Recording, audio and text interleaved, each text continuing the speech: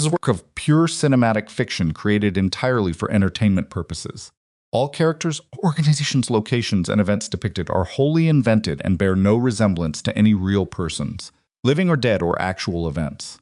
Dante Moretti pointed his finger directly at his wife's face in open court and said, loud enough for every person in that room to hear, "That child isn't mine." Livia Hart didn't flinch. She didn't cry. She sat perfectly still in her chair while the words landed like a fist against the side of her head, and she kept her hands folded in her lap because she had learned, over 4 years of marriage to this man, that showing him your pain was the same as handing him a weapon. The courtroom stirred.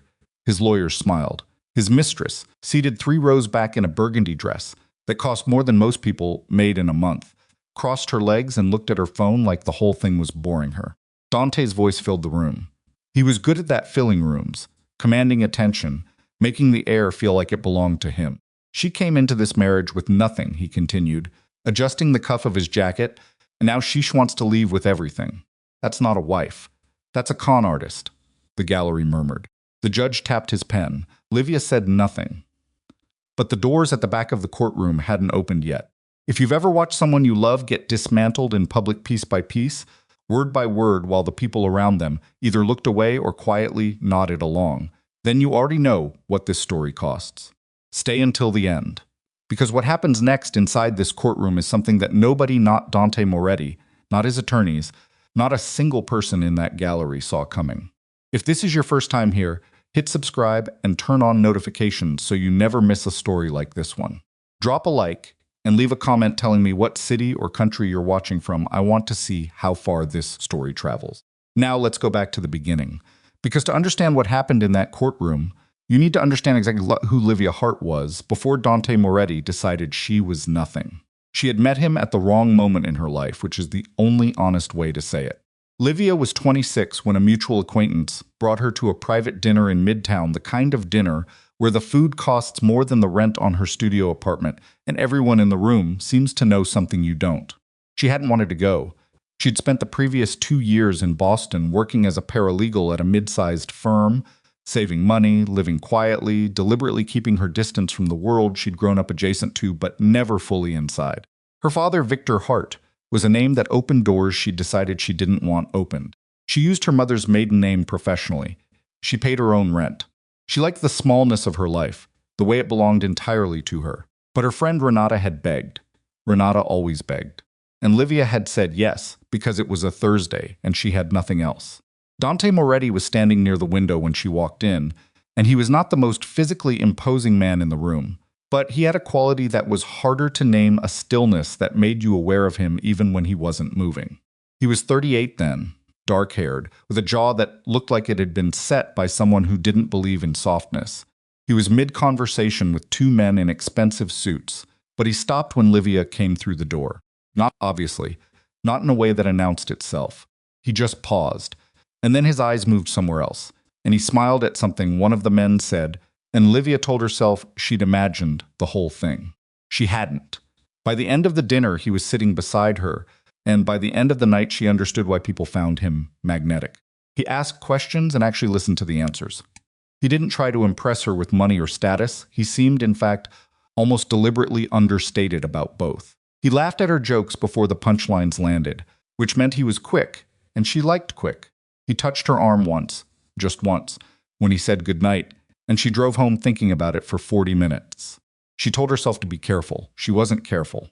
They dated for 8 months before he proposed. During those 8 months, he was everything a person could want: attentive, funny in a dry way that felt real, protective without being suffocating. He took her to dinner in neighborhoods nobody photographed. He remembered small things she mentioned in passing weeks earlier. He made her feel, for the first time in her adult life, like someone was paying full attention to her, not to her last name, not to what her father might be worth, but to her specifically, the particular shape of who she was. She kept Victor out of it as long as she could. When Victor finally met Dante, at a dinner she'd put off for 3 months, something happened that she filed away and didn't examine until much later. Her father shook Dante's hand, looked at him for a moment, and said, "I've heard your name before." It was a simple sentence. Neutral on the surface. But Victor Hart was not a neutral man, and the way Dante smiled in response, not quite reaching his eyes, made the hairs on Livia's arms stand up for exactly 2 seconds before the wine was poured and the moment dissolved. She didn't ask her father what he meant. She told herself it was old-world wariness, a wealthy man's suspicion of anyone who came near his daughter.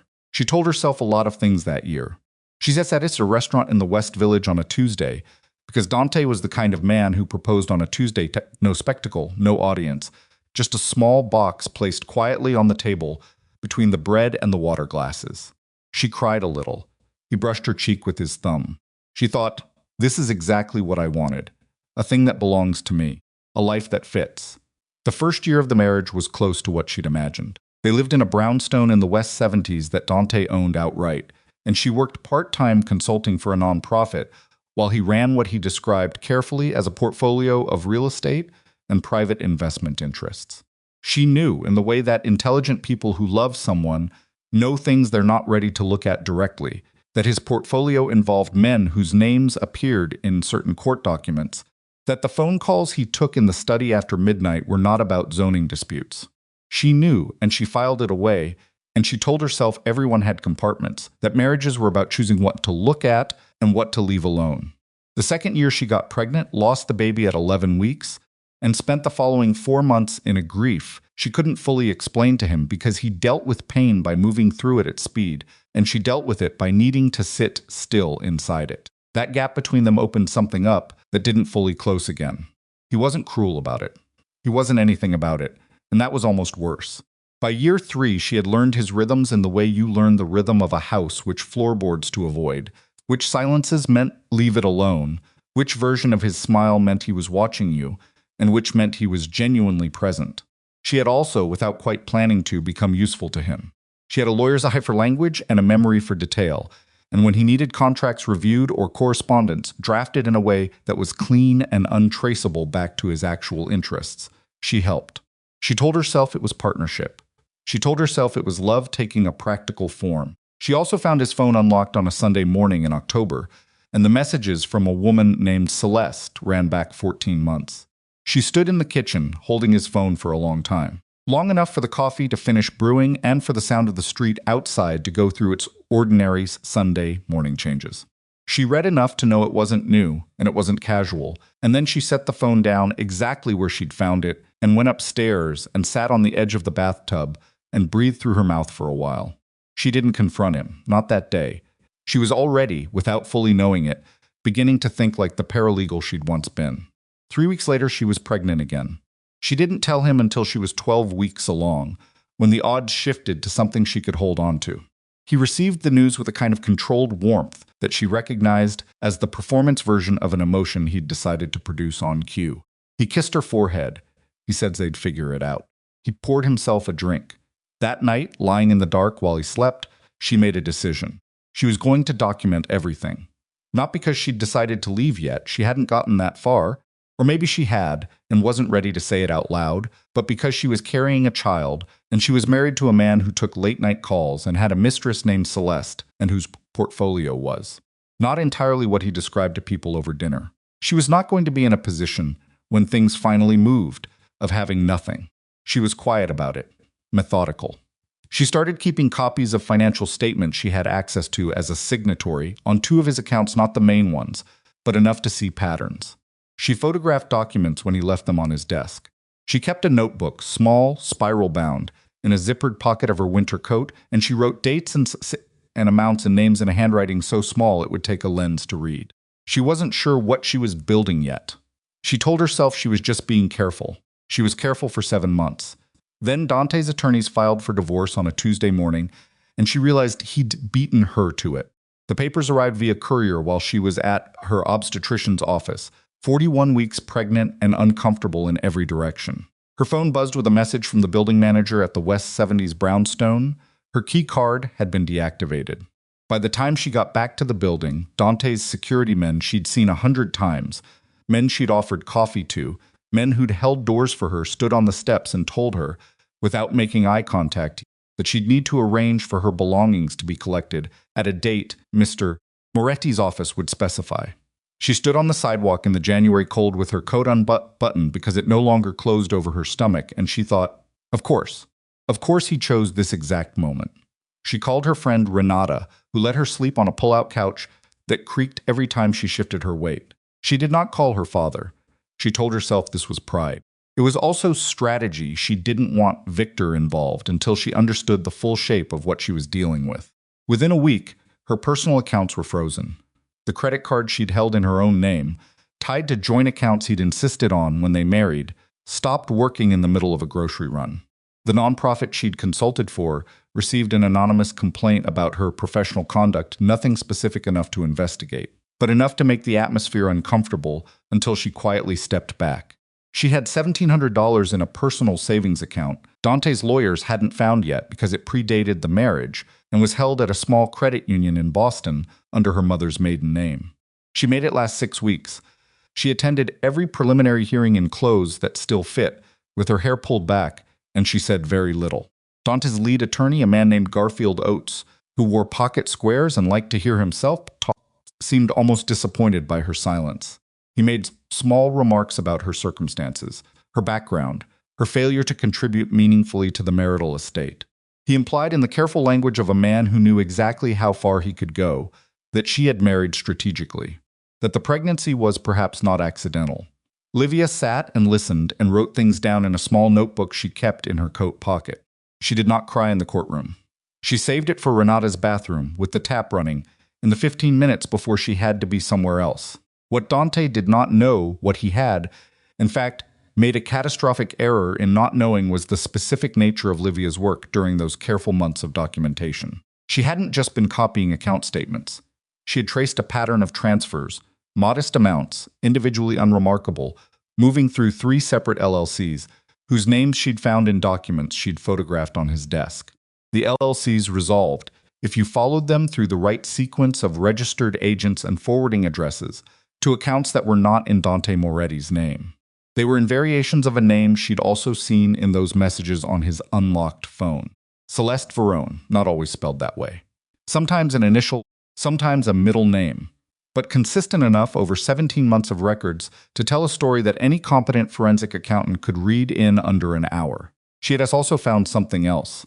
Buried in the documents he'd left on his desk, one evening he'd been on a call he'd forgotten she sometimes read was a letter from someone inside his organization, a man named Pruitt, describing a concern about federal interest in 3 of Dante's commercial properties. The letter referred to a previous arrangement, vaguely, and mentioned that certain records had been adjusted. The word used was adjusted. Livia had photographed that letter twice from 2 angles, and she'd kept the copies in 3 different locations. She hadn't known yet what she'd do with it. She knew it was something. It turned out to be the exact something she needed. The divorce hearing that Dante's team had engineered to be the final one, the one where the settlement terms would be formally presented, and the judge would likely rule, was scheduled for a Thursday in March. Livia arrived 20 minutes early. She wore a gray wool dress that was one of the few things she'd managed to retrieve from the brownstone, and her coat, and her boots, and she sat at the table on her side. With the attorney, she'd retained a woman named Sylvie Marsh, who worked on contingency, because she'd looked at the documentation Livia brought her and said, quietly, "This is going to be interesting." Dante arrived with 4 attorneys and Celeste Verone, who sat in the gallery in the 3rd row and watched the proceedings with the calm of a woman who believed the outcome was already decided. For the first 14 minutes, it proceeded the way Oates had designed it to proceed. He presented the marital estate as Dante had shaped it to appear modestly profitable, legitimate, with Livia holding no meaningful stake. He questioned her contributions. He raised, with elaborate care, the matter of the pregnancy, noting that Dante had concerns, that paternity remained, in his client's view, an open question. He did not use crude language. He used precise, deniable language that accomplished exactly the same thing. Livia's face stayed still. Sylvie Marsh made notes. The judge, a man named Caldwell, who had heard enough divorce proceedings to be hard to shock, asked Oates to confine himself to documented claims. Oates smiled like a man who had already won and was simply narrating the victory. Then he said something that was, in retrospect, the precise moment he overreached. "Your Honor, my client's position is straightforward. He entered this marriage in good faith, supported his wife entirely during her period of unemployment, and is now facing an attempt to extract assets she has no legal or moral claim to. Mrs. Moretti arrived in this marriage without resources. She should leave the same way." The gallery was quiet. Livia looked at her hands on the table. Sylvie Marsh set down her pen, and at the back of the courtroom the heavy wooden doors opened.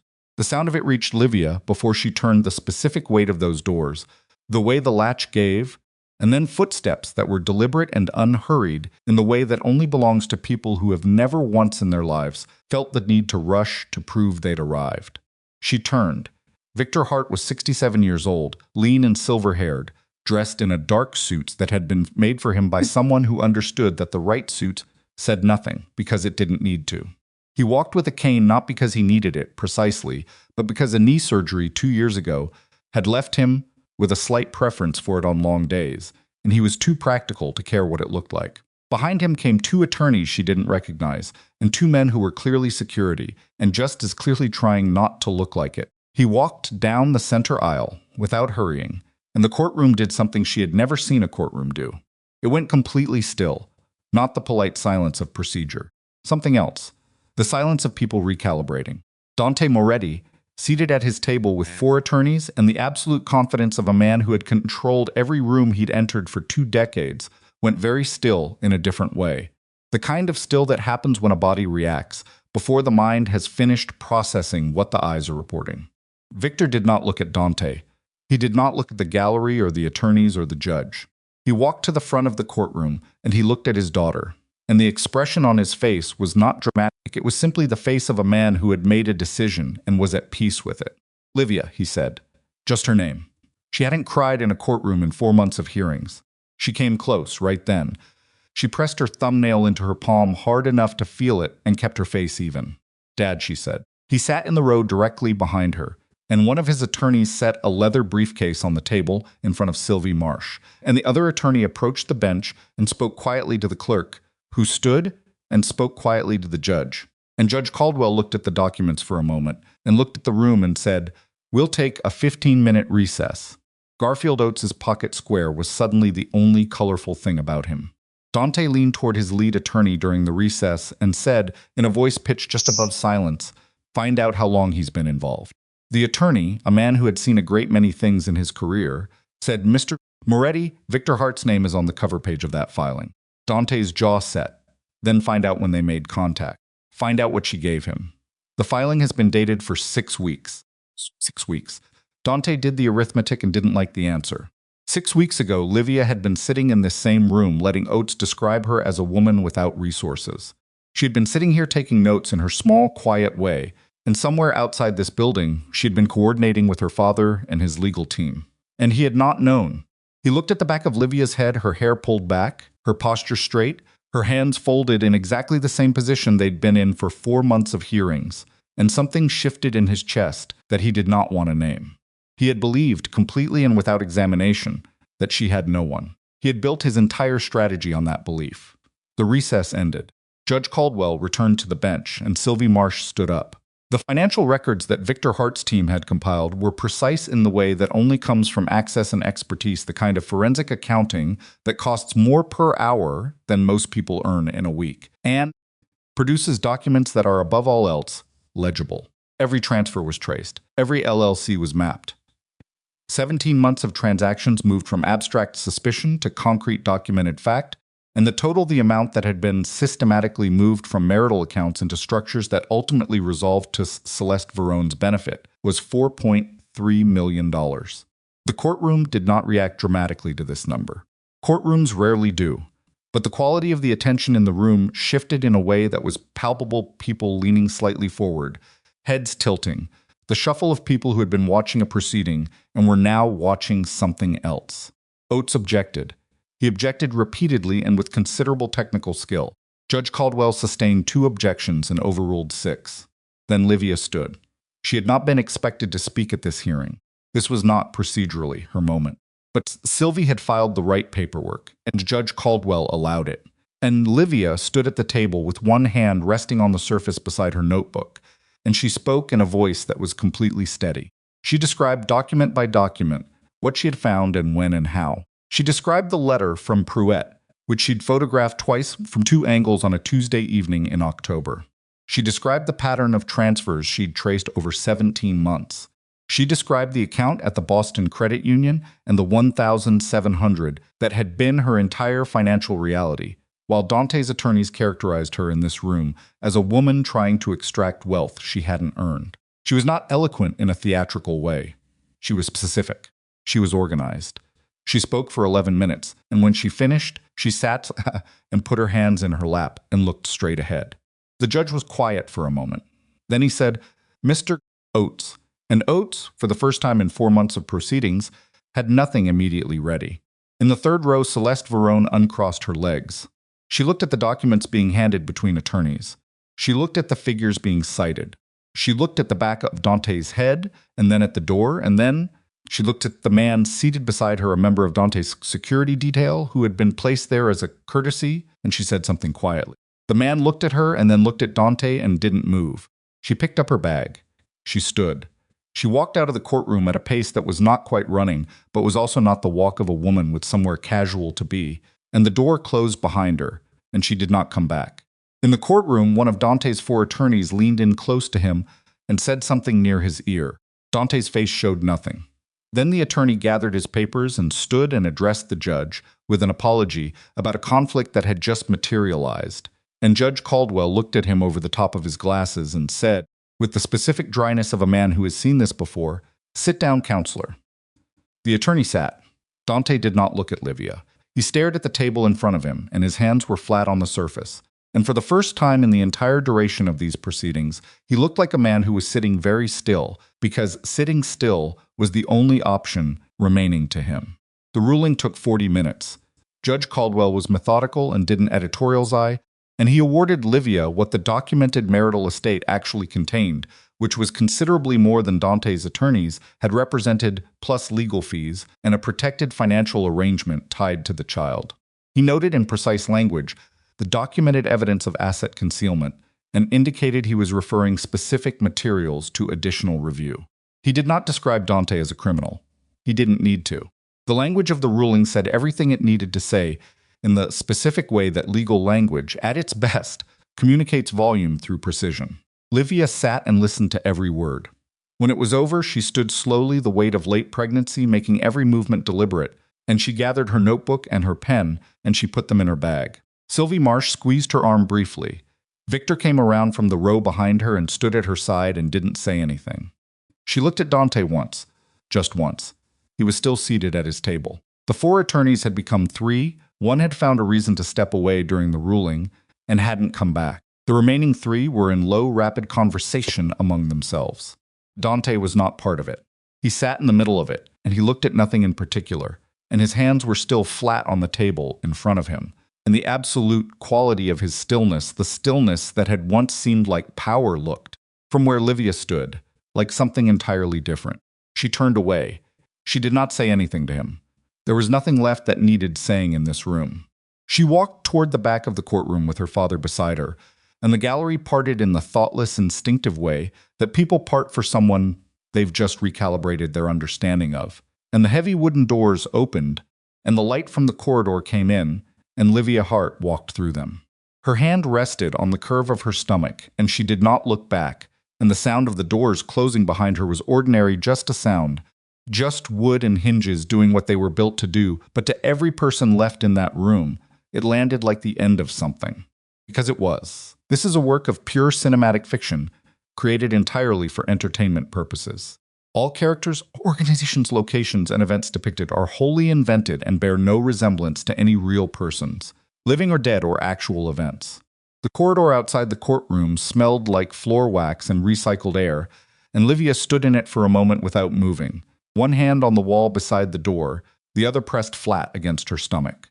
Her legs were doing something strange, not shaking exactly, more like the specific trembling of muscle that has been held rigid for too long and doesn't know immediately how to stop.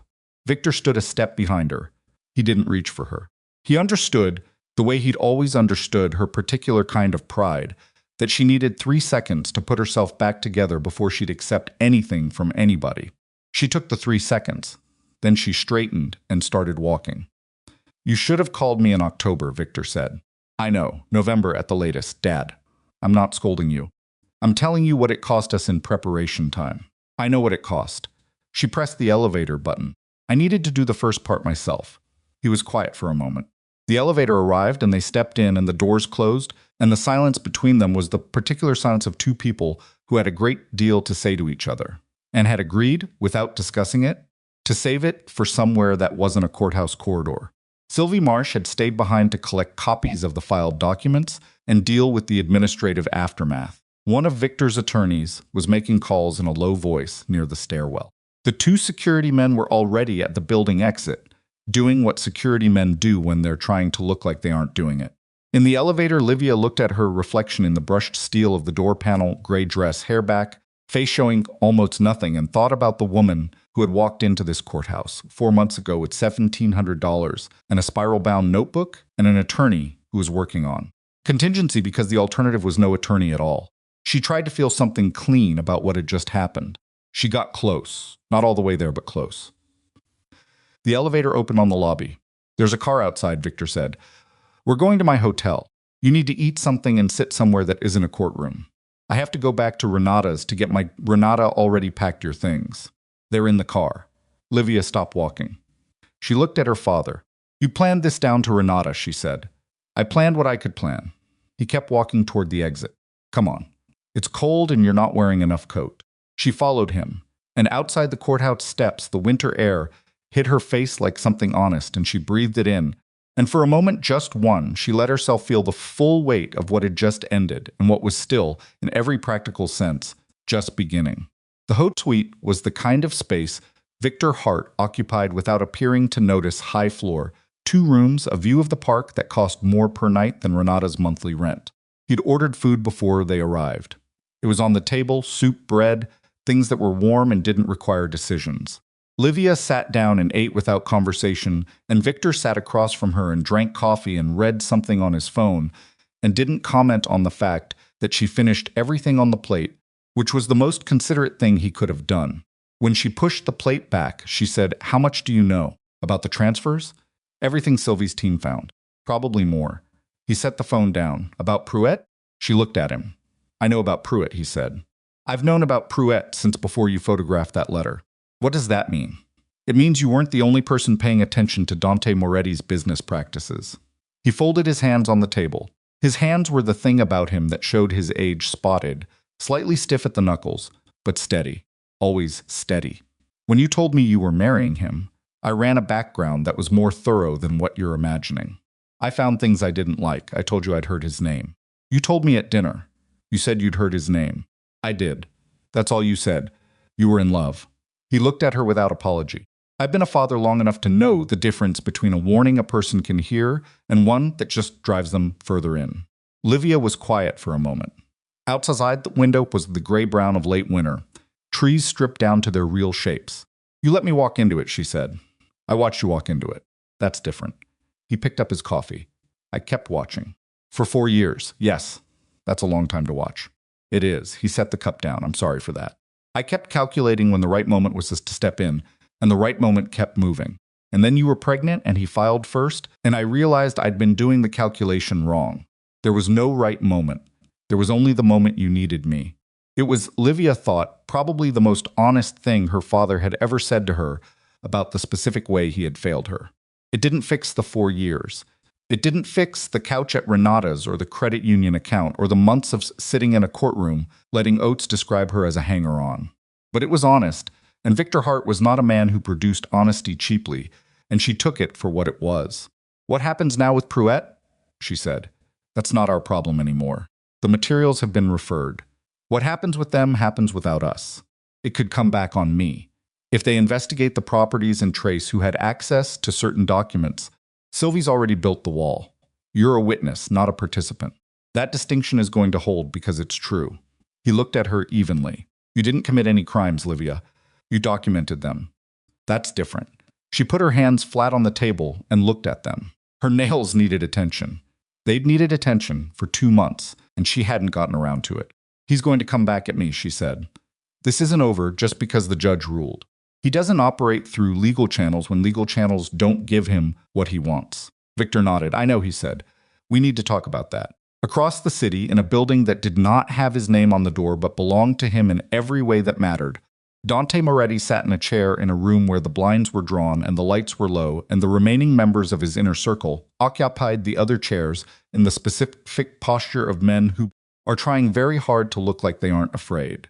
There were 4 of them: his business manager, a man named Sal Greco, who had been with him for 11 years, his head of security, a former NYPD detective named Brannick, who'd moved to the private side 6 years ago, a lawyer named Therese, who was not the smooth oats, but was more useful in situations like this one, and a younger man named Cass, who handled what Dante referred to as logistics, and everyone else understood to mean everything that didn't go on paper. Dante had not spoken since they sat down. He'd taken off his jacket. He was in his shirt and tie, and he was looking at the surface of the table, and the men in the chairs were doing what men in those chairs have done since the beginning of organized hierarchy. They were waiting for the dominant personality to set the temperature of the room. Finally, he said, "Walk me through the filing date." Therese cleared his throat. 6 weeks ago, Sylvie Marsh filed the financial documentation with the court clerk under seal, pending the hearing. The seal's held because I know why the seal held. Dante's voice was flat. Who missed it? Our contact at the clerk's office was rotated out in January. The replacement wasn't what we thought. Wasn't on our side. No.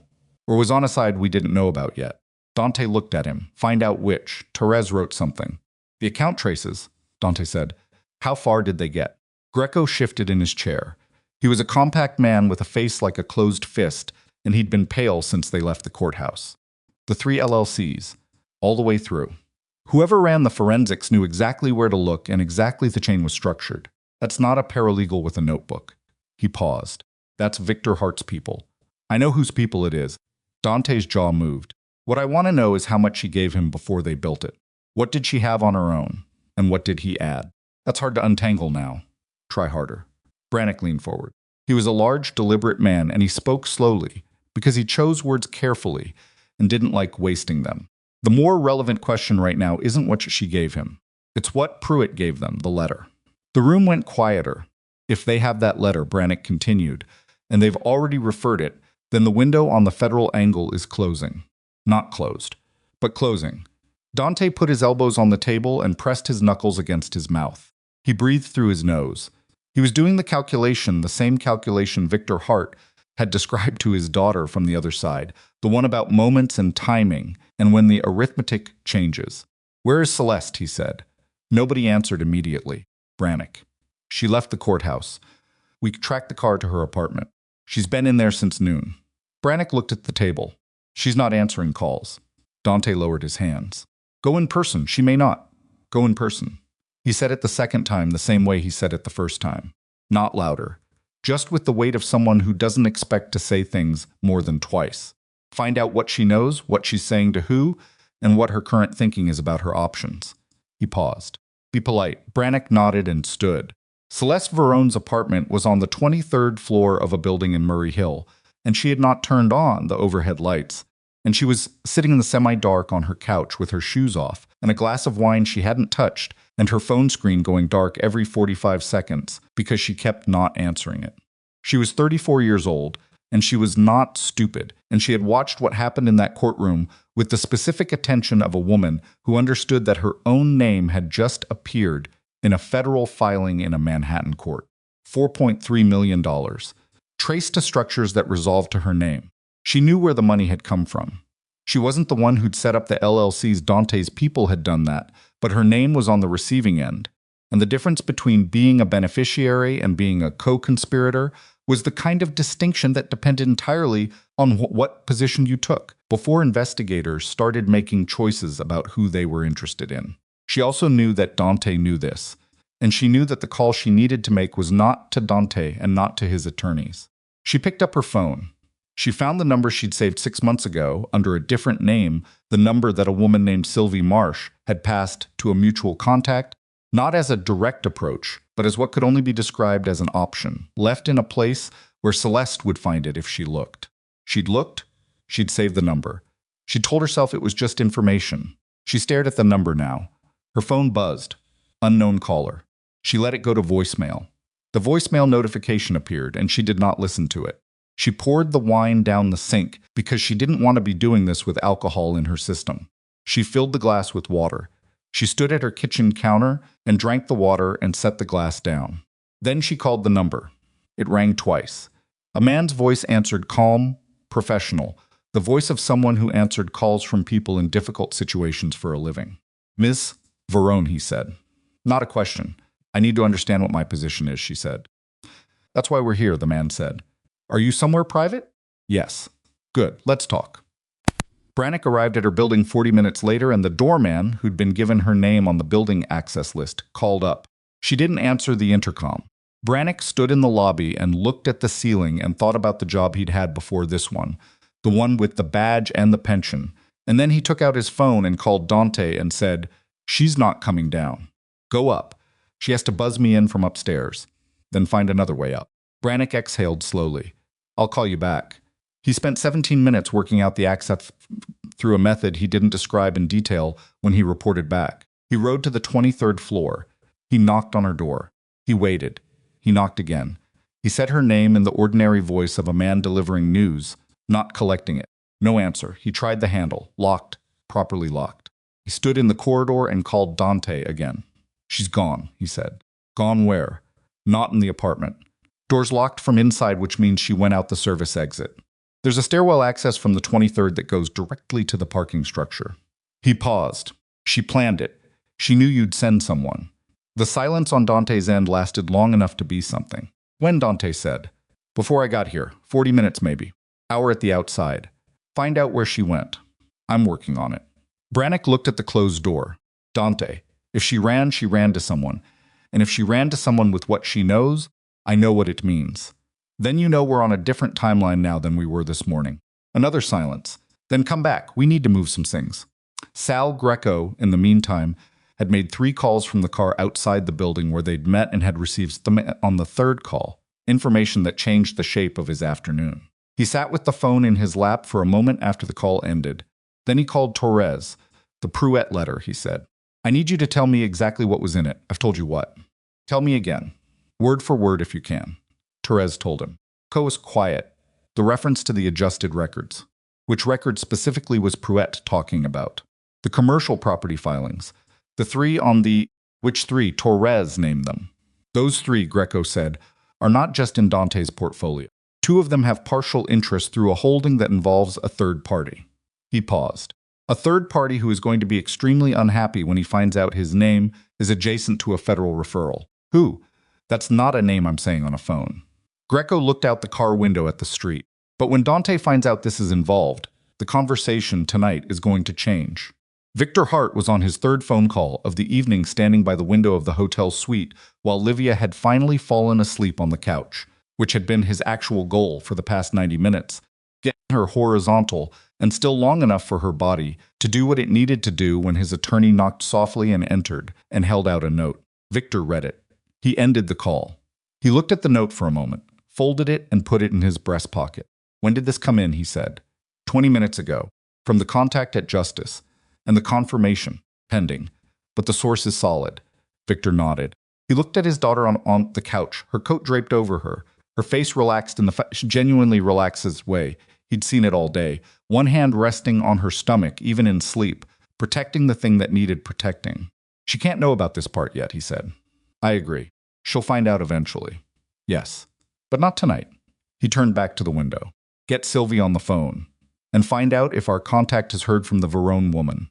What the note had said, written in the shorthand of someone who communicated in exactly the minimum number of words, was that a federal task force that had been operating under a different name and for a different stated purpose for the past.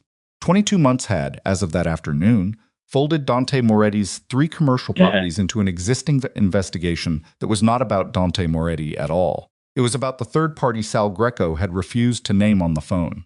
And that third party, a man whose name would have made the courtroom proceedings of that afternoon look, in comparison, like a neighborhood dispute had been, for the past 22 months, the subject of a federal investigation into money movement that crossed 3 states and 2 foreign jurisdictions. Dante's properties were not the target. They were the thread. And someone had just started pulling. In the room where the blinds were drawn, Dante was listening to Greco with the stillness of a man who has received genuinely bad news and is deciding what to do with his face while he processes it.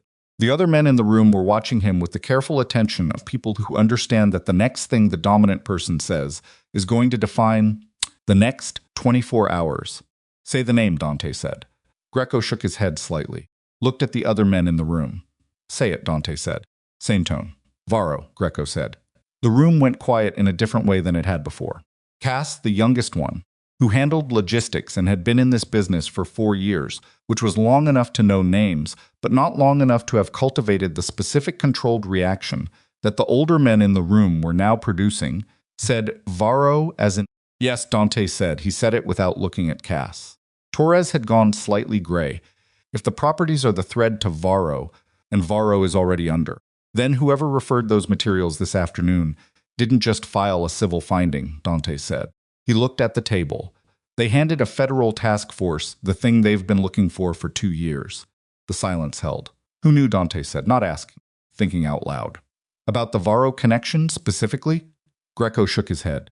Outside this room, the people who had access to both pieces of the picture, the properties and the Varro layer, there's a very short list.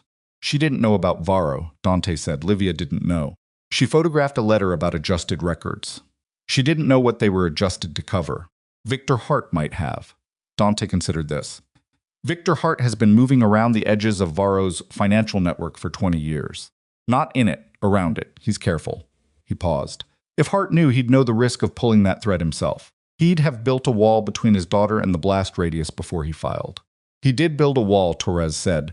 Sylvie Marsh's filing protected Livia as a witness. He built 6 weeks ago.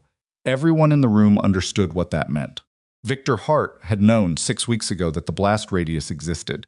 He had protected his daughter accordingly, which meant he had known 6 weeks ago that the referral would connect to something larger than a divorce settlement and a financial fraud case. He used us, Dante said. Nobody argued. He used the divorce. He used the filing. He positioned Livia's evidence as the legitimate source and let the referral do the rest. He looked at Greco. He handed justice exactly what they needed and kept his own hands clean. That's Victor Hart, Greco said. Quietly, not with admiration. With the recognition of a man looking at something that is very well made and knowing it was made to destroy him. Dante pushed back from the table and stood. He walked to the window and stood with his back to the room. Call Pruitt, he said. Dante, call Pruitt and find out what he's already told them. He turned around. And find Celeste. I don't care how. Find her tonight. Celeste Verone was at that moment in a room she had not been in before, a nondescript office, in a building in Midtown with fluorescent lighting and a table and 2 chairs, and a woman across from her who had introduced herself with a title from an agency whose name, Celeste, recognized, and which meant that the conversation she was having was not preliminary and not informal. She had been talking for 40 minutes. She was not talking because she was frightened. Exactly, she was frightened, but that wasn't why. She was talking because she was 34 years old and she had spent 14 months receiving money she knew was not clean and staying in the position she was in because the alternative had seemed, at each individual moment of decision, worse than the position she was already in. That was how it always worked. She understood now. Not one big choice. Hundreds of small ones, each one a little door you went through, and then the door closed, and you moved to the next one, and eventually you were somewhere you hadn't intended to go, and the way back was longer than you'd realized. She was talking because the woman across the table had said, in a voice that was completely matter-of-fact, "You can help us understand the complete picture, or you can wait and see what picture we assemble without you. Both are available to you." And Celeste had thought about Dante sitting in that courtroom with his jaw set and his hands flat on the table, and she had thought about the 40 minutes she'd spent deciding whether to use the number that Sylvie Marsh had left for her to find. And she had thought about the $4.3 million that had her name on the receiving end in a filed court document that was now part of the public record. Then she had started talking. She told them about the LLCs. She told them about the specific conversations she'd had with Dante about how the transfers were structured and why. She told them about 3 meetings she'd attended that she'd told herself she hadn't understood and now admitted she had understood perfectly well. And then she told them about a name she'd heard once, at a dinner she'd been brought to 18 months ago, in a room where she hadn't been meant to stay as long as she did. The name was Varro. The woman across the table did not react to this in any visible way. She said, "Tell me about that dinner," and Celeste told her. Pruitt did not answer when Dante's people called. His phone went to voicemail 4 times.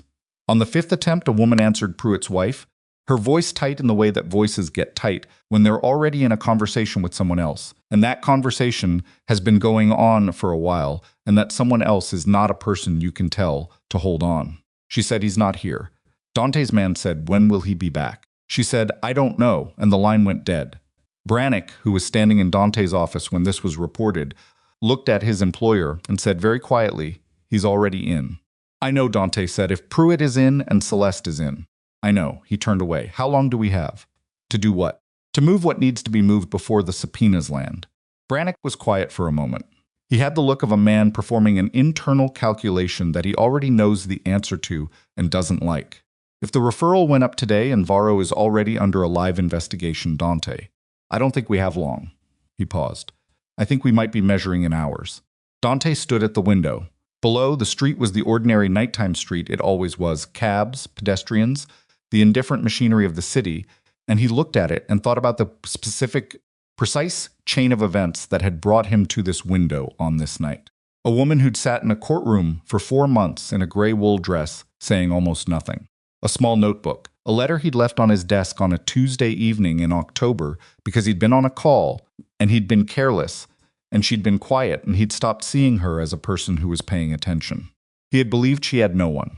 He had believed completely, without examination, that the thin woman who spoke carefully and kept her eyes down and never raised her voice was exactly what she looked like. He had been wrong in the specific way that intelligent, powerful people are wrong, not from stupidity, but from the arrogance of a man who has never been surprised by someone he'd already dismissed. "Get the Carrillo account moved tonight," he said. "The Valencia properties, talk to Reyes and find out what we can liquidate before morning. The 3 commercial properties are already burned. Don't touch them." He turned from the window. "And I want to know where Livia Hart is." Brannick looked at him. "Victor Hart's hotel," Brannick said. "We know which one." "I'm not going there." He said it like he was closing a door. "I want to know she's there, that's all." Brannick nodded. "And Sal," Dante said. "The name Varro. I need to know if Varro already knows his name is in the filing. Because if he finds out that Livia Hart's evidence is the thread that opens his case—" "I'll find out," Greco said. He was already standing. His face was the color of old concrete. "Tonight," Dante said.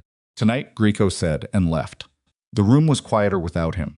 Dante sat back down at the table and looked at his hands, the hands that had run this operation for 15 years, that had shaken the hands of people who would have made the courtroom today look like a misdemeanor hearing, that had built something real and complex and effective from material that nobody handed him.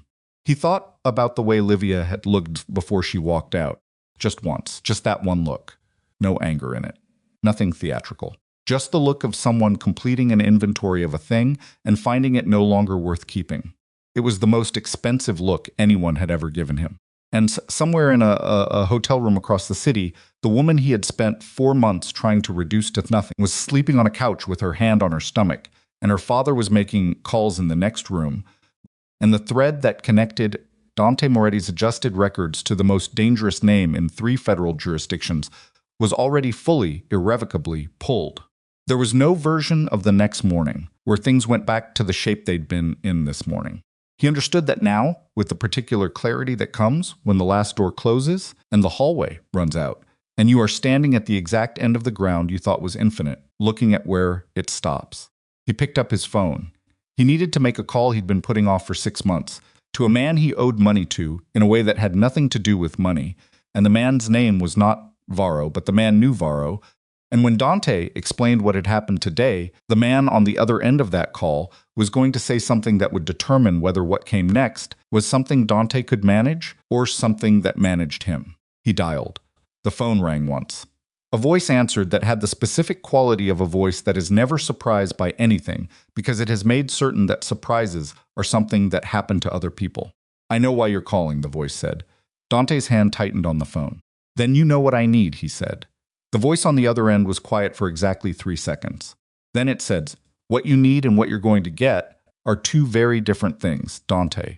This is a work of pure cinematic fiction created entirely for entertainment purposes. All characters, organizations, locations, and events depicted are wholly invented and bear no resemblance to any real persons, living or dead or actual events." The voice on the phone didn't wait for Dante to answer. The referral hit our desk at 4:17 this afternoon, it said. By 5, we knew whose name was in the filing. By 6, we knew it connected to the Varro thread. You want to tell me how a divorce proceeding in Manhattan Family Court just handed a federal task force the one piece of documentation they've been missing for 14 months? Dante was standing in the middle of the room. The other men had gone quiet, Torres looking at the table, Cass looking at the door, Brannick looking at nothing with the practiced blankness of a man who has learned that the less visible you make yourself in a room during a conversation like this one, the better your odds of leaving it on your own. I didn't know the properties were in the thread, Dante said. That's not an answer. It's the only answer I have. A sound on the other end, not quite a laugh. Dante, do you understand what you've done? Not what happened to you. What you did. You ran a divorce proceeding like it was a domestic matter. You used lawyers in courtrooms and public filings to go after your wife, and your wife had documentation you didn't account for, and now that documentation is in the hands of people who've been building a case for 2 years. A case that is not about you. The voice paused. You were a satellite. You were manageable. You are no longer either of those things. Let me fix it. Fix it. The word came back flat. What does that mean to you right now? Fix it how? Give me 48 hours to... You don't have 48 hours. You might have until morning before the first subpoenas land. Your accountant is already talking. Your ex-mistress has been in a federal office since 8 o'clock tonight, and the man whose name is now in a court filing because of your properties is aware of the situation and is not, at this moment, feeling generous toward you. Dante's grip on the phone tightened until he felt the case flex. Varro knows, he said. Varro has known for 3 hours. He knew before you called me. The voice dropped slightly. He asked me to relay a message. The room was completely silent. What message? Dante said. He said the woman did what she had to do. You created the exposure. That makes it yours. A pause. He also said you should think carefully about your next 12 hours because they are the only 12 hours you have where the choices are still yours to make. The line went dead.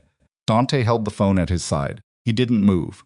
In the room, nobody moved, and the silence had the specific density of men who have just understood that the situation they were managing has reclassified itself into something that manages them. Cass was the first to speak. He was 29 and he'd been with Dante for 4 years, and he was, by instinct, someone who filled silence when it became unbearable. He said, "What did don't?" Brannick said. He said it without looking at Cass. Just one word, flat and final. Cass closed his mouth. Dante set the phone on the table. He looked at it for a moment. Then he looked at Brannick. How much can we move tonight? Realistically, the liquid accounts may be 60%. The rest is tied to properties and structures that take time to unwind. Brannick spoke carefully, like a man reading from a document he doesn't want to misquote. If subpoenas land before morning, anything that's moved after the referral timestamp could be characterized as obstruction. We'd be trading a financial fraud exposure for something worse. Then we don't move it. Dante pulled out his chair and sat. The motion had a deliberateness to it, like a man deciding to be seated instead of simply sitting. We don't move anything. Not tonight. Torres looked up. That's, if we move it, we're running. If we're running, Varro's message is already answered. He looked at his own hands on the table. We sit still and we figure out what we still control. The room waited. What do we still control? Greco said. He'd come back in at some point during the phone call silently and was standing near the door. His face had not improved. 2 things, Dante said. The narrative and the timing. He looked at Torres. Is there anything in the referral that Livia presented that we can challenge on procedural grounds? Not the substance. The method of collection, Torres thought. The photographs she took of internal documents. There's an argument about how those were obtained. Marital privilege runs both directions in some jurisdictions, and the case law. Is it enough to slow it down? Maybe for a while. A while is what I need. He looked at Greco, Pruitt. Where is he physically? We don't know. His wife said he's not there. That's not where he is. Where is he? Dante looked at him steadily. Think about where Pruitt goes when he's scared. Not where he should go, where he actually goes. Greco thought for a moment. His brother's place in Queens. He went there when the Halloran thing got complicated in 21. Go there tonight. Don't call ahead. Greco nodded and moved toward the door. Sal Dante stopped him with his name. Don't pressure him. I need him to understand his position, not run from it. There's a difference between someone choosing to cooperate with us and someone being cornered into it. He paused. The second one doesn't hold. Greco left. Dante sat in the room with Torres and Brannick Cass. And the night outside was doing what the night did, indifferent and continuing. And somewhere across the city, a woman he had believed had nothing was sleeping with her hand on her unborn child, while her father made calls that were rearranging the architecture of his life. He thought about what Varro had said through the intermediary. The woman did what she had to do. Even Varro, who was not a man known for generosity toward anyone, had looked at what Livia had done and recognized it for what it was. Dante had spent 14 months trying to ensure she had nothing. She'd spent the same 14 months, quietly, in rooms he'd stopped paying attention to, building something that had just taken his world apart. He didn't feel the anger he expected to feel. He felt something closer to the specific cold clarity of a man looking at his own miscalculation with the part of his brain that doesn't deal in emotion. He had been wrong.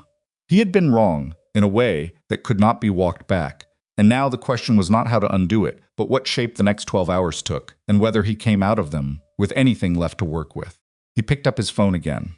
He had one more call to make, to a man who was neither Varro nor anyone connected to Varro, who operated in a different layer of the world, a man named Castellane, who had, for 7 years, been the person Dante called when he needed to know what federal investigators knew about him. Not because Castellane was inside the investigation, because Castellane was very good at knowing things from the outside. He dialed. Castellane answered on the first ring, which meant he'd been expecting the call. "Tell me what you have," Dante said. "I've been on it since 5, Castellane said. He had a voice like gravel and moved through informations quickly, no preamble. "The task force is the Meridian unit out of the Southern District. 22 months active.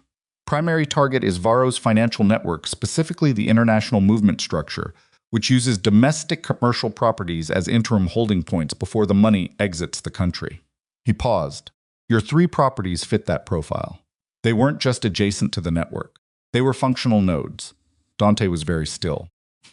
"Who set that up?" he said. "What do you mean?" "The properties being functional nodes. I structured those deals through Reyes. Reyes handled the commercial side. I was not told they were being used." As he stopped, he breathed through his nose. "Who knew?" Castellane was quiet for a moment. "I can't get you that specific from the outside." "Best guess." "Someone close to the properties who has access to both your structure and Varro's." "That's a short list." "Dante, there's something else." "Say it." "The task force has a cooperating witness. They've had one for 8 months. They've been building the Varro case around testimony from someone who has direct knowledge of the international movement structure." Castellane's voice was careful now. The voice of a man delivering something he knows will land badly. The profile of what they know, the specific details of how the properties were used, the timing, the amounts, it's not consistent with Livia Hart's documentation. She gave them the thread, but the cooperating witness gave them the rope. Dante said nothing. "The witness has been in place for 8 months, Castellane said. "That's before the divorce filing, before any of this started." "Who?" Dante said. His voice had gone to somewhere flat and very quiet. "I don't have a name, but I have a profile. Someone inside your operation. Someone with access to the specific financial movement data that doesn't appear in any document Livia could have photographed." Castellane paused. "Someone who's been talking to the Meridian unit since July. 10 months ago. 4 months before Dante had filed for divorce. 5 months before Livia had found the phone unlocked on a Sunday morning." Dante sat with this information for a moment. "Thank you," he said. He ended the call. He sat at the table in the room with the drawn blinds and looked at the remaining 2 men, Torres and Cass, and he thought about July, and he thought about who had known what by July, and he thought about access to financial movement data that lived below the level of documents on a desk. Brannick had stepped out to make a call. Dante looked at the door Brannick had gone through. He thought about 11 years with Sal Greco. He thought about 6 years with Brannick. He thought about 4 years with Cass. He thought about July. In the hotel suite, Livia woke at 2 in the morning to the sound of her father's voice, through the wall, low, steady, the specific cadence of Victor Hart managing something he needed to manage without showing it was an effort. She lay still for a moment. The couch had done something unpleasant to her lower back, but moving took coordination she hadn't fully assembled yet. Her hand was still on her stomach. The baby was quiet, the long, deep stillness of a child whose body was doing the slow work it needed to do. She listened to her father's voice. She couldn't make out words. She didn't try. She thought about Dante sitting at that table in the courtroom with his hands flat and his face showing nothing, and she tried to locate the feeling she'd expected to have, by now the clean, finished feeling of a thing completed. She found something adjacent to it. Not the same. The actual feeling was more complicated, a mixture of exhaustion and grief that she hadn't anticipated, because she didn't grieve Dante, not exactly, but she grieved the specific version of herself who had walked into that dinner in Midtown at 26 and believed for 8 months that someone was paying full attention to her. She grieved that woman a little. She was allowed to. She got herself upright with some effort and went to the window. The park below was dark and wet. It had started raining at some point, and the streetlights caught the water on the pavement and made it look almost like something you'd stop to look at. Her father's voice stopped. A door opened. Victor appeared in the doorway between the rooms, still the note in his breast pocket making a slight shape against the fabric. "You should be sleeping," he said. "So should you." He came into the room and sat in one of the chairs and looked at her at the window, and she looked back at him, and between them was the accumulated silence of a father and a daughter who had spent years communicating primarily through the things they didn't say. "What's happening?" she said. "Things are moving." "That's not an answer. It's the one I have for right now." He looked at her carefully. "How are you feeling?" "Like I've been sleeping on a couch for 4 months, and I just testified in my own divorce hearing." She turned back to the window. "Tell me what the note said." He was quiet. "Dad, I'm not fragile. I'm tired. There's a difference."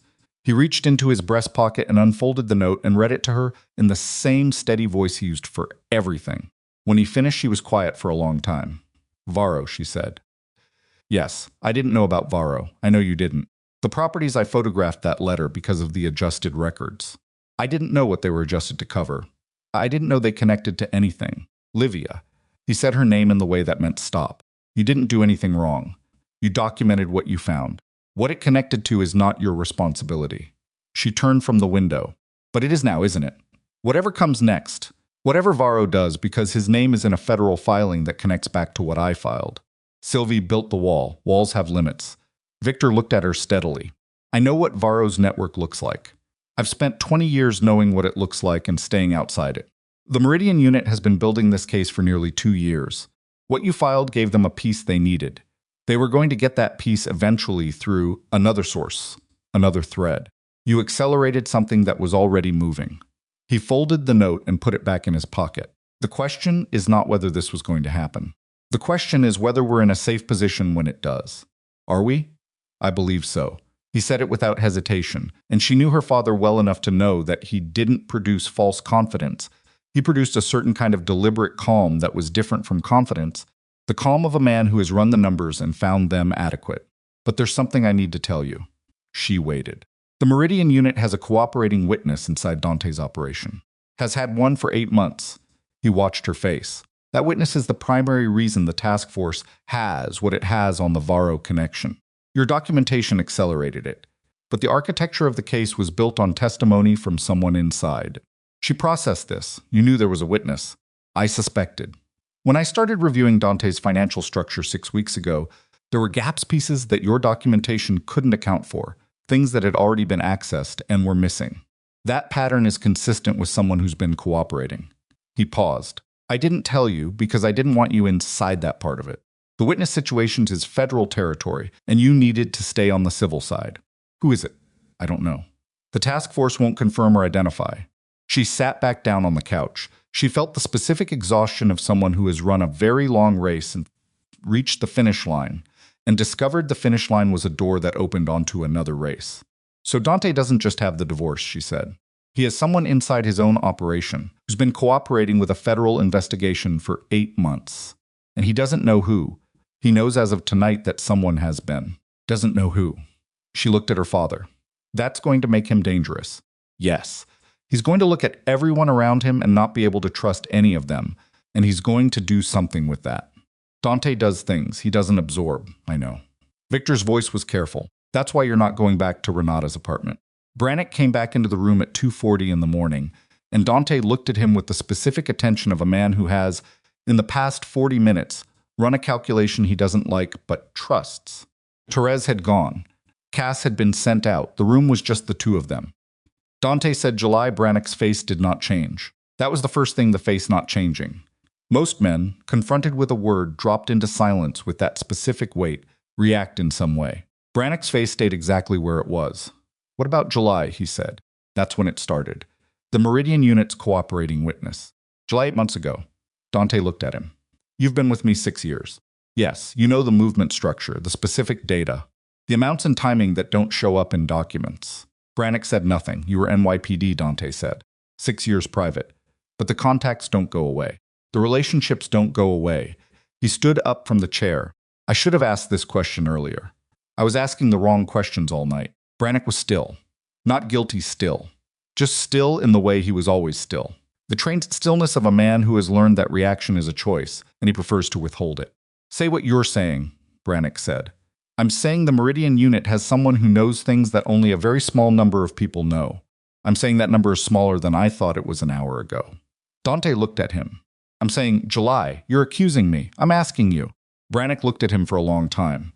Outside, rain was doing something to the window, a soft, irregular sound, the kind that fills silences it has no business filling.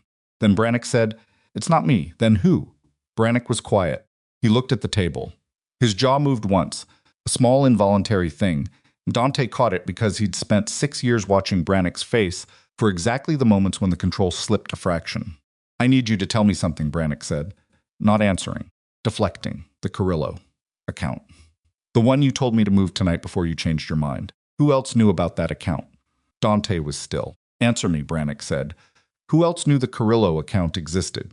You, Greco. Cast through the logistics records. Dante's voice was careful now. Why? Because the Carrillo account is the one piece of the structure that doesn't connect to the Varro properties. It's clean, it's separate, it's yours entirely. Brannick looked at him. And 2 weeks ago, I found a discrepancy in the records that suggests someone ran a query on that account from inside the system. Not an access a query. Looking at its structure. Testing whether it was visible from the outside. Dante was very still. You didn't tell me, he said. I was trying to find out who it was before I brought it to you. I didn't want to come to you with half a thing. Brannick's voice had the flatness of a man who is telling a truth and knows exactly how it sounds against the accusation just leveled at him. I've been watching Cass for 2 weeks. The name landed in the room. Cass, 29 years old, 4 years in logistics. Access to the movement records through the operational layer that nobody senior enough to query directly bothered to look at closely because it was the bottom level of the structure, and bottom levels were managed by people who were trusted because they were young enough to be molded and grateful enough not to ask. Dante thought about July. Cass had been with him since the previous January, 18 months ago. Long enough to understand the structure. Young enough to be approachable by someone who knew how to approach. Where is he now, Dante said. I sent him on an errand at 1:30. I wanted him out of the room for this conversation. Brannick looked at his watch. He should be back in 20 minutes. Dante picked up his phone. He called the number for the second car that was always parked 2 blocks from whatever building he was using. He said 3 words and ended the call. Don't bring him in here, Brannick said. If he's cooperating and he's been wired, he's not wired tonight. Nobody wires someone to pick up their own dry cleaning. Dante set the phone down. But I need to know. Before morning, I need to know. You need to know carefully, Brannick said. If you press him and he's not, if I'm wrong about the query. Are you wrong? Brannick's jaw moved again. No. Then I need to know. Brannick stood. He was the size of a man who could fill a doorway just by standing in it. And he looked at Dante with something in his face that was not quite grief and not quite resignation, but was somewhere between them. If it's Cass, he said, then the task force has had access to your operational layer for 8 months. Not just the Varro thread. Everything that moved through that layer. He paused. That's not a financial fraud exposure. I know what that is. Dante cut him off. Not sharply. Tiredly. Go. Brannick went. Dante sat in the empty room with the rain on the window and thought about a 29-year-old who handled logistics and had been grateful and easy to shape, and he thought about the specific kind of error that comes from believing that gratitude is the same as loyalty. His phone buzzed. A message from Greco, Pruitt's brother's apartment. Lights on, car in the drive, going in. He typed back, be careful. And then, because it was Greco, and 11 years was 11 years, don't scare him. He set the phone down. He thought about Livia. He thought about her voice in the courtroom, not raised, not dramatic, just organized and specific, going through the documents one by one in a voice that didn't need volume to carry. He thought about October and the letter on his desk and the carelessness of a man who has stopped seeing someone as a person who pays attention. He had built everything on the assumption that he was the only one in any room who was truly paying attention. That assumption had cost him the divorce. It had cost him the financial structure. It had cost him apparently his operational layer. It might cost him considerably more before morning. His phone buzzed again. This time it was a number he didn't recognize. He looked at it, then he answered. A voice he also didn't recognize said, "Mr. Moretti, my name is Agent Reyes with the Meridian Task Force. I'm calling because I think it's in your interest to hear what I have to say before 6A. M. Dante's hand was completely steady on the phone. I'm listening, he said. We'll be executing a warrant at your primary residence at 6:15. There are parallel warrants for 3 additional locations. The voice was professional, unhurried, the voice of someone reading from a prepared statement that nonetheless contained one unexpected thing. I'm calling you directly because there's a provision in how this morning goes that depends on a choice you make in the next 2 hours. What provision? Your name is in our investigation as a secondary node, not the primary target. A pause. We want the primary target. We've been building toward that for 22 months. What you give us tonight determines whether tomorrow morning you're someone who helped us complete that or someone who made it harder. Dante looked at the wall across from him. He breathed in through his nose. Varro, he said. We want everything you have. Documented, specific, and presentable. The voice paused. You have 2 hours, Mr. Moretti. After that, the warrants execute regardless, and the provision is off the table, and your position changes significantly. Dante sat in the room with the rain on the window and the empty chairs and the phone against his ear, and the man on the other end waited, and the 2 hours were already running. He had built 15 years of a life on the principle that you never negotiate from a position of weakness. You absorbed the weakness, restructured, found the angle where your leverage was superior, and then you moved. There was no angle here where his leverage was superior. There was only the provision and the 2 hours and the specific shape of a choice that was not between a good option and a bad one, but between 2 versions of bad with different ceilings and different floors. He thought about what Varro had said. You created the exposure. That makes it yours. He thought about Brannick in a car somewhere finding Cass, who had been 29 and grateful, and apparently a great deal more capable than anyone had bothered to check. He thought about the warrant executing at 6:15 regardless. He thought about his child, who did not have a name yet, who was asleep right now, inside a woman he had spent 14 months trying to reduce to nothing, who was going to exist in the world whether or not Dante Moretti was in a position to be relevant to that existence. He thought about all of it in the space of 12 seconds. Then he said, I need 30 minutes to gather materials. You have 30, the voice said. Call this number when you're ready. The line went dead. Dante set the phone on the table and looked at it. Outside, the rain was still doing its indifferent thing to the window.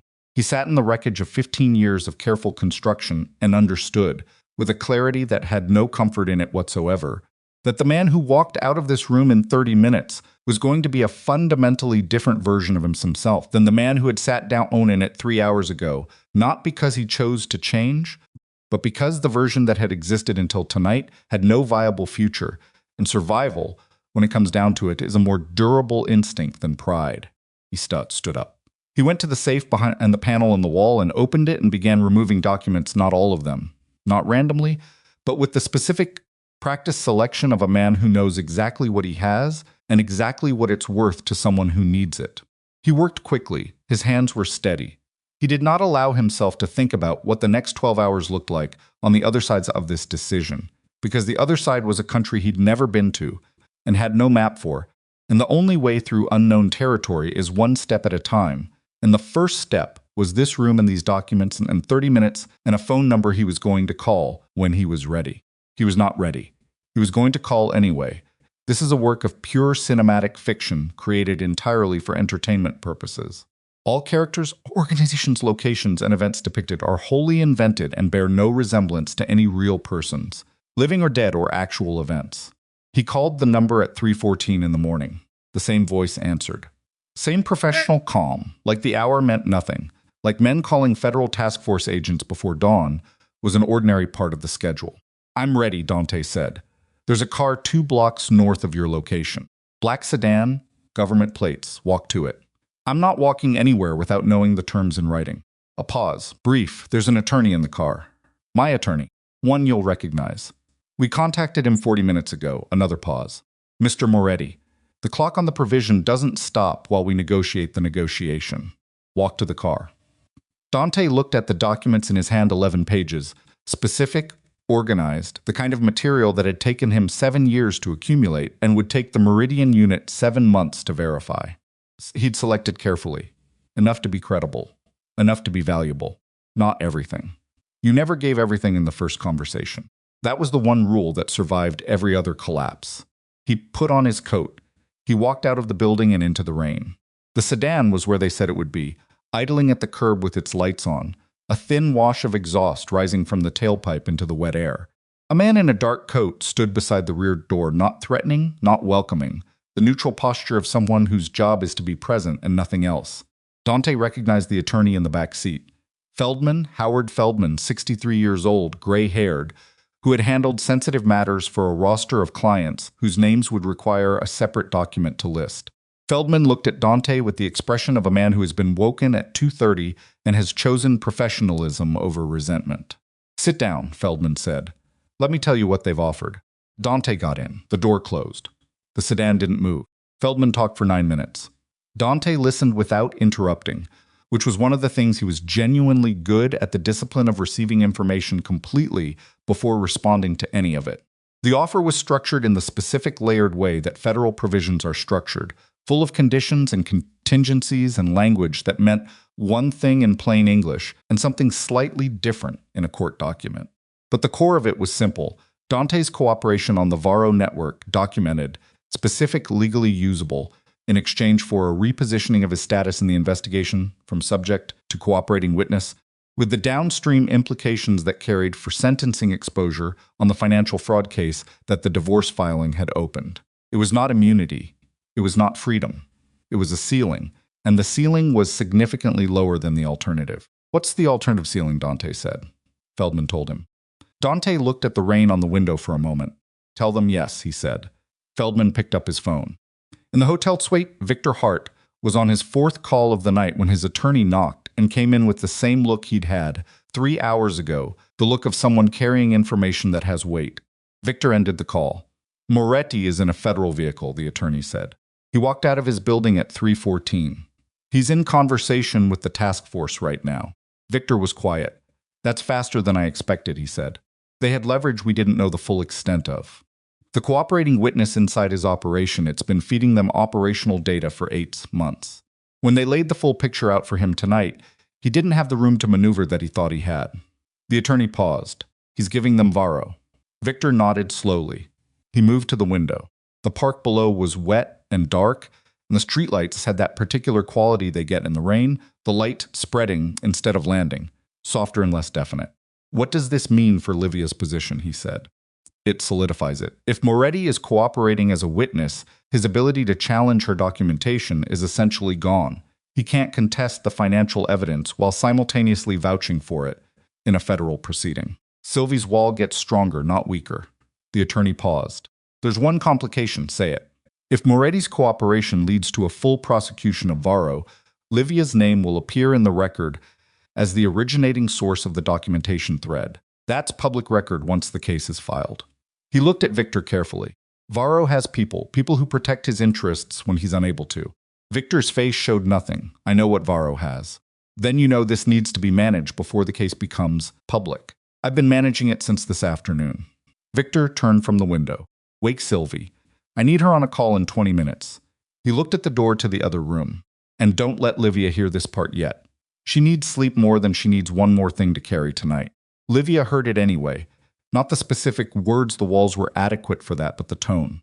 The particular cadence of men managing something serious in the middle of the night, the short sentences and the pauses and the way a voice drops when it's trying to contain the weight of what it's describing. She'd learned to read that cadence in 4 years of marriage to Dante, and it lived in her body now the way certain kinds of knowledge do not in the mind, in the chest, a tightening that woke her before she understood why. She sat up on the couch, 3:40 in the morning. The suite was dim. Through the gap under the door to the next room, she could see the light was on and she could hear her father's voice moving through its careful, managing rhythm. She got up. She went to the door. She knocked twice and opened it. Victor looked at her. The attorney looked at her. The phone was on the table with Sylvie's voice coming through to the speaker, mid-sentence, which stopped when Livia appeared in the doorway. "What's Varro?" she said. Victor looked at the attorney. The attorney looked at the table. "Sit down," Victor said. "Tell me what's happening." "Sit down, Livia." She sat. And Victor told her not all of it, but enough.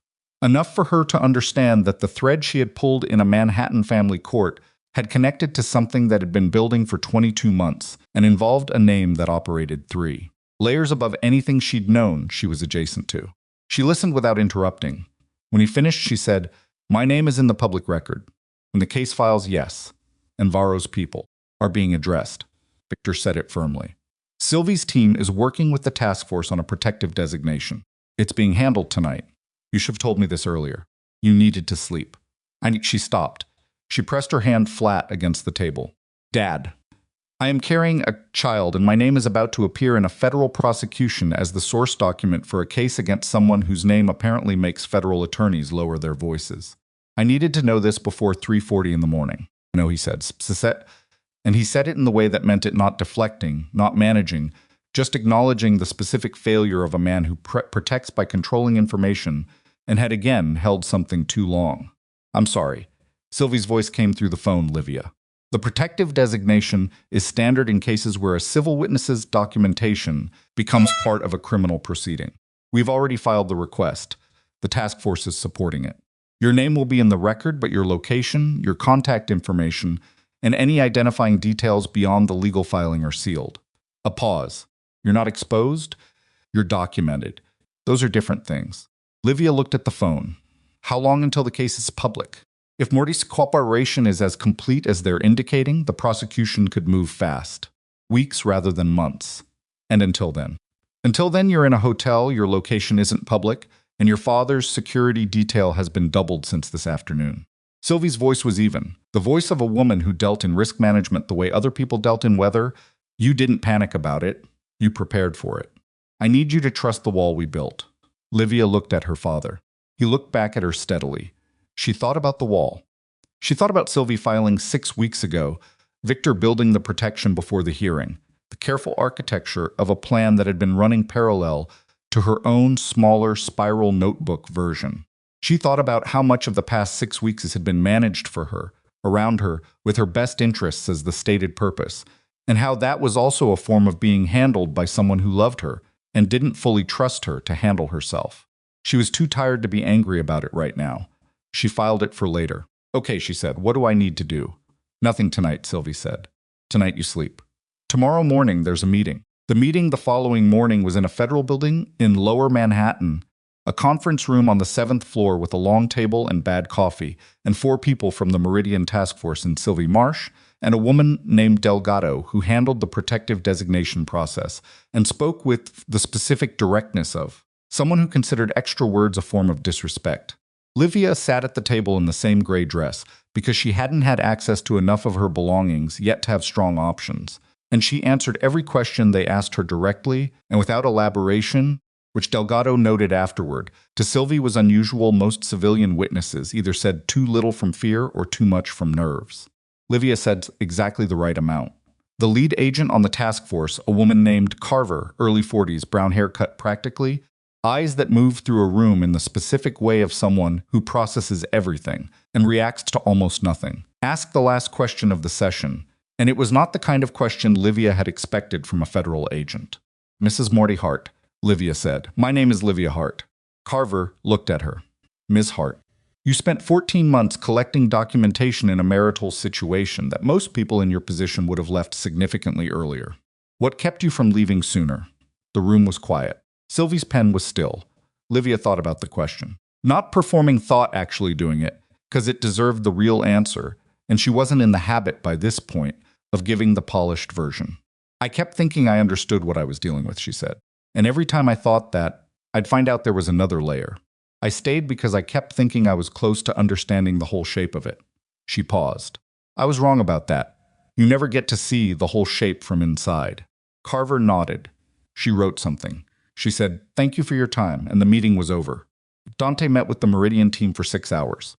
He sat across the table from Carver and 2 other agents, and Howard Feldman, and he talked. He talked the way he'd built things methodically, in sequence, from the foundation up. He described the structure of the 3 commercial properties and how they'd been used and who had initiated that use and when. He described conversations he'd had and documentation he'd seen, and the specific mechanics of how money had moved through those properties and out the other side into structures he could name and partially document. He was precise. He was not cooperative in the broken, emotional way of someone who has given up. He was cooperative in the strategic way of a man who has assessed his position and decided that the value of what he holds is best realized through deliberate exchange rather than forced distraction. Carver watched him across the table and thought, "This man is smart. He is calculating every word, and every calculation is correct given what he knows about his situation." She had sat across from a great many people in rooms like this one, and the ones who knew exactly what they were doing were either the most useful or the most dangerous, and the distinction between the two categories was usually something that clarified itself in the first 90 minutes. Dante clarified himself in 40. He was useful. Genuinely, significantly useful in a way that would move the Varro case from compelling to prosecutable. She also noted, without mentioning, that at no point in 6 hours did he say anything that would increase Livia Hart's exposure beyond what was already documented. Whether that was deliberate or incidental, she couldn't determine. She didn't ask. Varro's name was Marcus Varro, and he was 61 years old, and he'd spent 30 of those years building a financial network that operated in the specific gap between legal and illegal that is wide enough to drive a continent through if you know the roads. He was not a man who appeared in newspapers. He was not a man who sat at courtroom tables. He was a man who existed in the background of other people's documented lives and kept his own life immaculately undocumented. He had known about the Meridian investigation for 14 months. He had known about Dante's properties being in the thread for 9. He had not known, could not have known, because the leak inside Dante's operation had been managed below the level of anyone who reported to him about the cooperating witness until the task force executed their first warrants at 6:15 in the morning on a Thursday in March. He found out the way he found out most things, through a phone call from someone who owed him a professional debt, delivered in the calm, clipped cadence of bad news that has already been processed by the person delivering it. He was in a car when the call came. He was always in cars he found the movement useful, the specific privacy of sealed vehicles, with a trusted driver, the way it allowed conversation without location. He listened to the full call before responding. Then he said, "Moretti." Yes, how complete. From what we're hearing, substantial. 6 hours so far. Varro was quiet. The car moved through morning traffic, the city doing its ordinary morning things, around a man who was absorbing information that would, in ordinary circumstances, be the kind that destabilized. Varro was not ordinary circumstances. The woman, he says, Hart, Victor Hart's daughter, who approached her. She wasn't approached. She acted independently. The documentation she produced was, I know what she produced. I've seen the filing. He looked out the window. I said who approached her to give it to the task force. A pause. As far as we can determine, no one. She gave it to her attorney as part of a civil proceeding. The task force picked it up from the referral. Varro was quiet for a long moment. Victor Hart, he said. Her father, yes. I know who Victor Hart is. He said it without impatience. I've known Victor Hart for 22 years. He's been careful for 22 years. This is not careful. He paused. This is a man who decided something was more important than careful. His daughter. His daughter. Varro repeated the words in the specific way of a man for whom the concept of making something more important than operational caution is genuinely foreign. Not as criticism, but as a fact he's trying to integrate into his understanding of the situation. And now her name is in the filing. Yes, and he knows what that means. He's been working on a protective designations since yesterday afternoon. Varro's jaw moved once. A designation doesn't change what her name means to people who protect my interests. The person on the other end of the call was silent. I'm not giving an instruction, Varro said clearly. I'm making an observation. He paused. The observation is that Victor Hart made a choice, and that choice has consequences that extend beyond what his attorneys conceal. He looked out the window. Convey that. The call ended. The car continued through morning traffic. Victor's security team received the communication at 9:47. It came through a channel that Victor's people monitored specifically because it was the channel through which certain kinds of information moved when certain kinds of people wanted to make sure it was received without being able to be traced back to a specific instruction. The language was indirect. The meaning was not. Victor was in the hotel suite when his head of security, a man named Pierce who had been with him for 11 years, came to him with the printed message and stood while Victor read it. Victor read it twice. He folded it. He put it in his breast pocket with the other note. When? He said, 45 minutes ago. And Livia is still in the federal building. Meeting ran long. Pierce paused. She's secure there. It's after that I'm concerned about. Victor looked at him steadily. What's our current arrangement for moving her? 2 vehicles. We rotate the lead car on each leg. But Varro's people know the hotel we checked in under a secondary name, but if they've been watching your movements since yesterday afternoon, they have it. They have it, Victor said. It wasn't a question. I'd assume so. Victor was quiet for a moment. He thought about the specific weight of the choice he'd made 6 weeks ago when he'd decided that his daughter's safety was worth pulling a thread that he'd known. From the moment he'd seen the full shape of Dante's financial structures, connected to something considerably larger than a divorce case. He'd made that choice with the specific clarity of a man who had calculated the risk and decided the risk was manageable. He was now managing it. Get Sylvie out of the federal building and to a secondary location before Livia leaves, he said. I don't want them in the same car. He looked at Pierce. And call Carver. Tell her what we received. The task force needs to know the timeline on the Varro situation may have moved. Pierce moved toward the door. Pierce. Victor stopped him. When Livia comes out of that building, she comes to me first. Before she goes anywhere else. I need to be the one who tells her. Tells her what? That this isn't over yet. Victor looked at the window. And that it's my fault it isn't. Livia came out of the federal building at 11:20 with Sylvie beside her and 2 of Victor's security detail flanking them at a distance that was professional enough to be unobtrusive and close enough to matter. The morning had turned cold and clear after the rain, the sky a hard, specific blue that had no warmth in it, and the air caught in her lungs with a sharpness that felt almost clarifying after 6 hours of fluorescent lighting and federal-grade coffee. Sylvie's phone rang. She answered, listened, said 3 words, and ended the call. She looked at Livia. Change of plan on the car, she said. Her voice was even, but her body had shifted slightly, the small, controlled adjustment of a woman recalibrating. We're going to the parking structure directly. Different vehicle. Livia looked at her. What happened? Your father will explain when we... Sylvie. She said the name the way she'd said her father's, the way she'd learned in 4 months of courtrooms to say things when she needed the actual answer and not the managed version. What happened? Sylvie held her gaze for a moment. Varro made contact through a secondary channel. It's being addressed, but we're moving differently than planned. She paused. It's precautionary.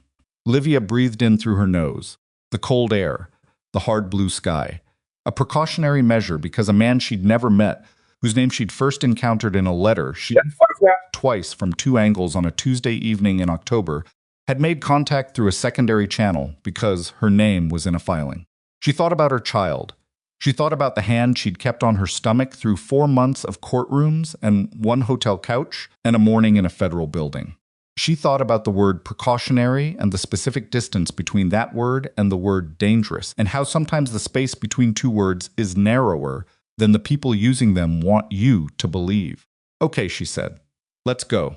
They moved toward the parking structure, and the security detail moved with them, and the city did its indifferent mid-morning thing around them, and nobody on the sidewalk knew that the thin woman in the gray dress walking quickly with her hand pressed to her stomach was the thread that had unraveled 15 years of someone's empire, and then, because the world is not structured to contain its own consequences, had kept unraveling into something larger, something colder, something that required federal task forces and protective designations and precautionary vehicle changes at 11:20 on a Thursday morning in March.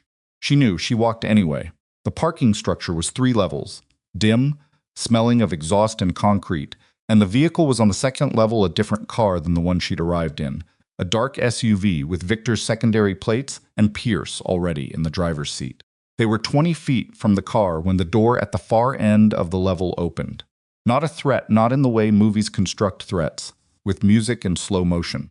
Just a door opening, and 2 men coming through it and walking toward them with the kind of purposeful, unhurried movement that is more alarming than running, because it says, we have already thought about this, and we are not worried.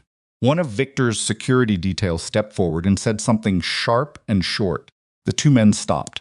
One of them held up both hands, not surrendering, just showing. The gesture of a man who wants to communicate that he is here to talk and not to do anything that requires his hands. He was in his 40s, dark coat, a face that was professionally unreadable. Miss Hart, he said. His voice carried across the level cleanly. My name is Reeves. I work for Marcus Varro. He's asked me to convey something directly. Sylvie was already on her phone.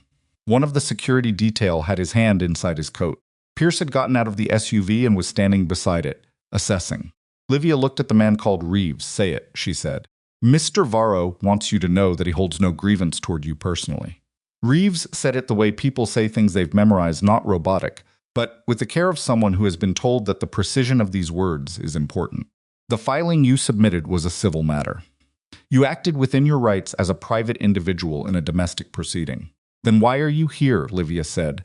Because Mr. Varro wants to be certain you understand the distinctions between what you did and what happens next. Reeves looked at her steadily. What happens next involves federal proceedings that will affect people and structures that extend significantly beyond your divorce case. Those proceedings may create pressure on various parties that sometimes moves unpredictably. He's warning me, Livia said. He's informing you. That's a polite word for the same thing. Reeves was quiet for a moment. He also asked me to convey that your father is a man he respects. That respect has a history. He paused. And that the history is being considered in how this situation is managed. Livia looked at the man across 20 feet of parking structure concrete and thought about what it meant that a man she'd never met, who operated in a layer of the world she'd only ever brushed the edge of, had sent someone to say these specific words to her face rather than through a channel or a message or an intermediary chain. It meant he wanted her to know he knew where she was. It meant he wanted her to understand the geometry of what she was standing inside. It also meant, and this was the part that she turned over carefully, that he had sent a man to talk, not to act, and that the message contained the word respect. Tell him I heard him, she said. Tell him I'm going to continue protecting my child and building my life, and that I understand the situation I'm in. She held Reeves's gaze. And tell him that if he wants to convey something to Victor Hart, he has Victor Hart's number. Reeves looked at her for a moment. He nodded once, the precise nod of a man completing a task. He turned. The two men went back through the door they'd come through, and the door closed, and the parking level was just a parking level, again concrete and exhaust, and the dim hum of the ventilation system. Sylvie said, Livia, I know. She was already moving toward the SUV. Call my father and tell him what just happened. He needs to know before I get there, because if I have to watch him process it in real time while trying to also explain it to me, we're going to have a different kind of conversation than the one that needs to happen. She got into the car. Her hand went to her stomach. Her heart was going at a pace she chose not to acknowledge in the moment, because acknowledging it wouldn't slow it down, and the child didn't need her panic. The child needed her still, and she had learned a very long time ago in a courtroom that still was a thing you could choose when the alternative was falling apart in front of people who were watching for weakness. Pierce got in, Sylvie got in, the door closed. Go, Livia said. The car moved up the ramp and out of the structure and into the hard blue morning, and behind them the parking level was empty and quiet, and ahead of them was a hotel room and a father who had 2 notes in his breast pocket, and something he'd said he needed to be the one to tell her, and beyond that was a situation that had started as a divorce and had become something larger than she'd intended when she'd stood in her kitchen on a Sunday morning holding an unlocked phone and decided to start paying very careful attention. She was still paying attention. Every detail, every word, every door that opened and every person who came through it. She was going to need all of it for what came next. Because what came next was the part where the people who had created the pressure, Dante in his federal cooperation, Varro in his exposure, the unnamed witness inside the operation who had been feeding the Meridian unit for 8 months, all reached the point simultaneously where their choices stopped being individual and became a single converging force pointed in one direction. And the woman in the gray dress who had started all of it, with a spiral-bound notebook and a paralegal's eye for detail, was going to be standing at the center of that convergence, whether she'd planned to be or not. The car moved through the city. She kept her hand on her stomach and her eyes on the road ahead, and she did not look back, because looking back had never once been the thing that got her through anything. And she was not going to start now, not with everything still in motion, not with the hardest part still waiting for her on the other side of a hotel room door, and a father's careful managing voice, and 2 notes she hadn't yet been allowed to read. This is a work of pure cinematic fiction created entirely for entertainment purposes. All characters, organizations, locations, and events depicted are wholly invented and bear no resemblance to any real persons, living or dead or actual events. Victor was standing when she walked in. Not pacing standing, the specific stillness of a man who has decided that sitting down is a form of avoidance he can't afford right now. He was at the window with his hands at his sides, and he turned when Pierce opened the door and Livia came through it, and the look on his face was the look she'd been waiting for without knowing she was waiting for it. Not the managing expression, not the calculating expression, but something underneath both of those, something older and less constructed. She said, "Sylvie called you." "Yes." "Then you know what happened in the parking structure?" "Yes."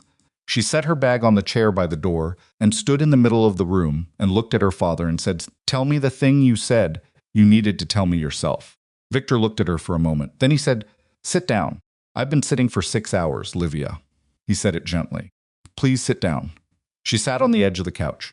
He came and sat in the chair across from her, the same chair he'd sat in at 2 in the morning, and he reached into his breast pocket and took out both notes and held them in his hands without unfolding them, and looked at his daughter. "When I ran the background on Dante before your wedding," he said, "I found the connection to Varro's network. Not the full picture, the thread. The same thread you eventually found from the other end." He paused. "I didn't tell you. I know you didn't tell me. I'm not explaining why. There's no version of why that makes it right." He looked at the notes in his hands.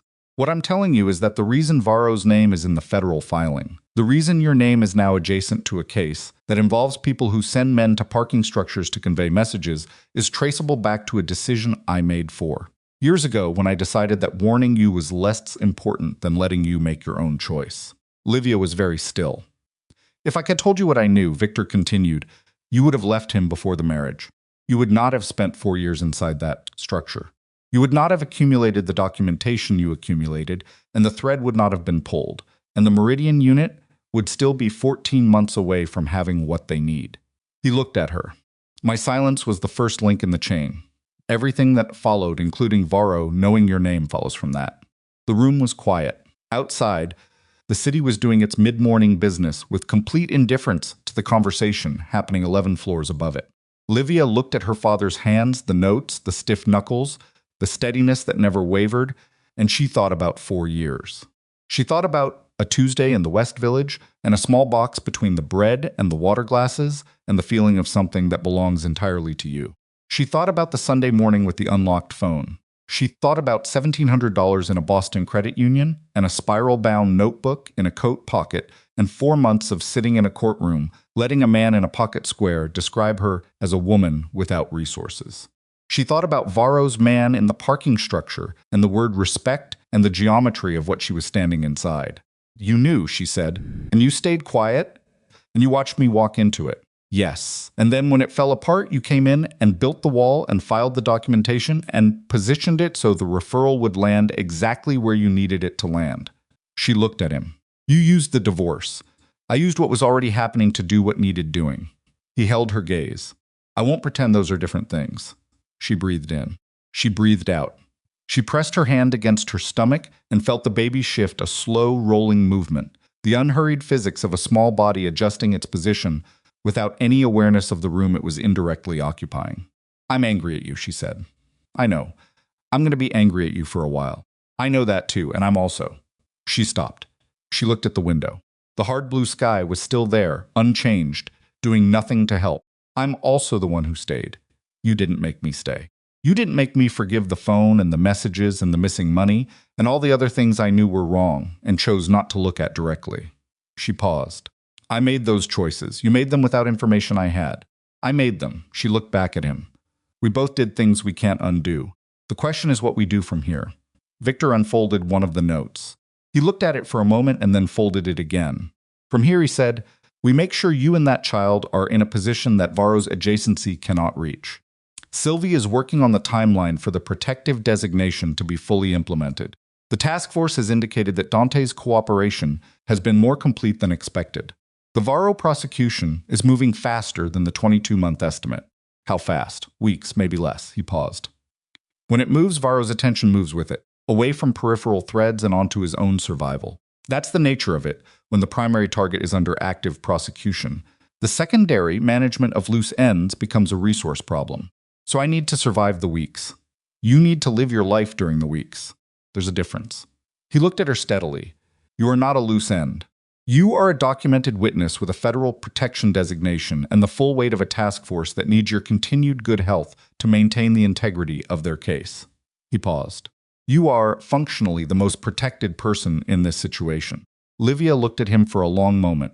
Then she said, I want to move out of the hotel. He blinked, just slightly. Not yet, not to somewhere exposed. Somewhere that's mine. She looked at him with the specific steadiness she'd been building for 4 months in a courtroom. I cannot have this baby in a hotel suite, Dad. I cannot build whatever comes next from a hotel suite. I need a place that's mine, that I chose, that has my name on the lease and my things in it, and belongs to me in the way that things need to belong to a person who's starting over. He was quiet. I know the security considerations, she said. Work around them. That's what Pierce is for. But I need a place. Victor looked at his daughter, the gray dress, the exhaustion under her eyes, the hand on her stomach, the spine that had been straight through 4 months of courtrooms and 1 parking structure, and a 6-hour federal interview and a 2 a.m. conversation that had cost them both something. And he nodded. Okay, he said, we'll find a place. They found it in 3 days. A brownstone apartment in Brooklyn, 4th floor, 2 bedrooms, south-facing windows that let in the kind of afternoon light that makes a room feel inhabited even when it's empty. The building had a secured entry and a super who was discreet, and the street outside was the kind of quiet that comes from being 2 blocks off the main corridor, not hidden, just settled. Livia walked through it once with Pierce and once alone. On the second walk, she stood in the larger bedroom for a while, with her hand on the window frame and looked at the slice of sky between the buildings across the way and thought, this is a room a person could live in. Not survive in, live in. She signed the lease under Livia Hart. Not Moretti. Not anything else. Just her name, her mother's maiden name that she'd been using professionally for years, now on a document that defined where she lived. The moving was simple because she didn't have much. Some clothes, recovered from the brownstone in the West 70s through Sylvie's office, which had handled the retrieval with the kind of arm's-length efficiency that made the whole thing feel less like collecting her belongings from a former life and more like a logistical task with a completion date. Some books, the coat with the inner pocket, the spiral-bound notebook, which she kept without knowing quite why. Renata helped her unpack, which meant Renata talked for 4 hours straight and cried twice and brought food from a place on Court Street that was too much for 2 people, and exactly the right amount for the specific kind of afternoon it was. They sat on the floor of the living room with boxes still half open around them, and ate and didn't talk about Dante or Varro or federal proceedings or anything that had a legal dimension, and it was the most ordinary afternoon Livia had spent in a very long time, and it felt, in the specific way that ordinary things feel after a long time without them, like something she'd forgotten she was allowed to have. Are you scared? Renata said. Not about anything specific, just the general question. Livia thought about it. Of something, she said. Less than I was. Of Dante? No. She said it without having to think. Not of Dante. Of the other thing. The name. Less than I was. She picked up a dumpling. The task force has it. It's moving. I just have to live in the weeks until it moves. Renata looked at her. You say that like it's easy. It's not easy. Livia looked at the half-unpacked boxes, the afternoon light on the wood floor, the particular texture of a life beginning to arrange itself into a shape. But it's what there is so. Dante's cooperation took 11 days. Carver told Sylv, who told Livia, on a Tuesday morning 3 weeks after the parking structure. The Meridian unit had what they needed. The prosecution was moving. Marcus Varro had been taken into custody at 6:40 in the morning, at a property in Connecticut that had not appeared in any document Livia had photographed, had not appeared in any public record connected to his name, and had been identified through testimony that, according to Carver's carefully worded communication, had been both specific and credible. Dante's cooperation agreement formalized his position as a cooperating witness. He was not free. There were conditions, monitoring, ongoing obligations that would define the next several years of his life. He had given up the financial structures and the network and the properties and the carefully constructed image of absolute authority that had been the architecture of his identity since he was in his late 20s. He had given all of it in exchange for a ceiling that was lower than the alternative, and the ceiling was still significant, and he was going to live inside it for a long time. Livia read Sylvie's email twice. She sat at the kitchen table in the Brooklyn apartment with the south-facing light coming in at the angle it always came in at 11 in the morning, and she read it twice, and then she closed her laptop and sat with it. She didn't feel triumphant. She hadn't expected to feel triumphant. She'd passed through that stage somewhere around the second month of hearings and emerged on the other side of it with something more durable and less satisfying, which was the understanding that the end of something is not the same as the resolution of it. And that resolution is a longer, quieter process than endings. She felt sitting in her kitchen with the afternoon light building, and her child moving in the slow, deliberate way that meant the birth was getting close, something she would have called if pressed to name it, if Renata had asked relief. Not the clean finish kind, the complicated kind that comes with the recognition of everything it cost to get to this particular Tuesday morning, and the knowledge that the cost was real and permanent, and doesn't go away just because the invoice is finally paid. She made tea. She did not call her father immediately. She sat with it for a while, the way she'd learned to sit with things, not avoiding them, just letting them settle into their actual shape before she started responding to them. Victor came to the apartment 2 days later, on a Thursday, which was his way of giving her space without withdrawing. He brought food from a place she didn't recognize and wouldn't have expected him to know about, which meant Renata had been consulted. She filed this without comment. They ate at the kitchen table and talked about ordinary things for a while. The apartment, the light, the super who had fixed the bathroom faucet without being asked twice. Victor ate and looked around the room with the expression of a man taking inventory of whether his daughter is genuinely okay or performing okay for his benefit, which she'd been watching him do her whole life, and had only in the past few years understood was a form of love that didn't know how to be a different shape. When they'd cleared the table, she said, "Tell me about Varro. The part you haven't told me." He looked at her. "There's not much left to tell. There's always something." He was quiet for a moment. The Connecticut property. How they found it. He folded his hands on the table. The cooperating witness inside Dante's operation, Cass, the logistics person, had a record of a transaction connected to that property from 18 months ago. It was the one piece of Varro's physical infrastructure that wasn't in any document. It was in a conversation Cass had been present for and written down. He paused. Cass had been keeping a detailed record for 8 months. Not just financial data, everything. Conversations, locations, names, dates. He looked at her.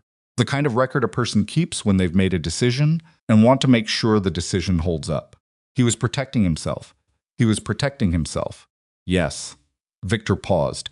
He was also 29 years old and had apparently understood, fairly early in his time with Dante, that he was inside something that had a limited future, and he'd decided to come out the other side of it in a position that wasn't a cell. He paused. "I don't know if that's courage or self-preservation. Does the difference matter?" Victor looked at her. "In terms of outcome? No." He paused. "In terms of what it says about the person? I think it might." Livia thought about that. She thought about the specific decision Cass had made, the one to start writing things down, to start keeping a record, to decide that survival was worth the cost of loyalty to a structure that didn't deserve it. She thought about how that decision rhymed, uncomfortably and precisely, with the decision she'd made on a Sunday morning in October when she'd set an unlocked phone back down on a counter and gone upstairs and started thinking like the paralegal she'd once been. "Both," she said. Victor looked at her. "It's both," she said. "It can be courage and self-preservation at the same time.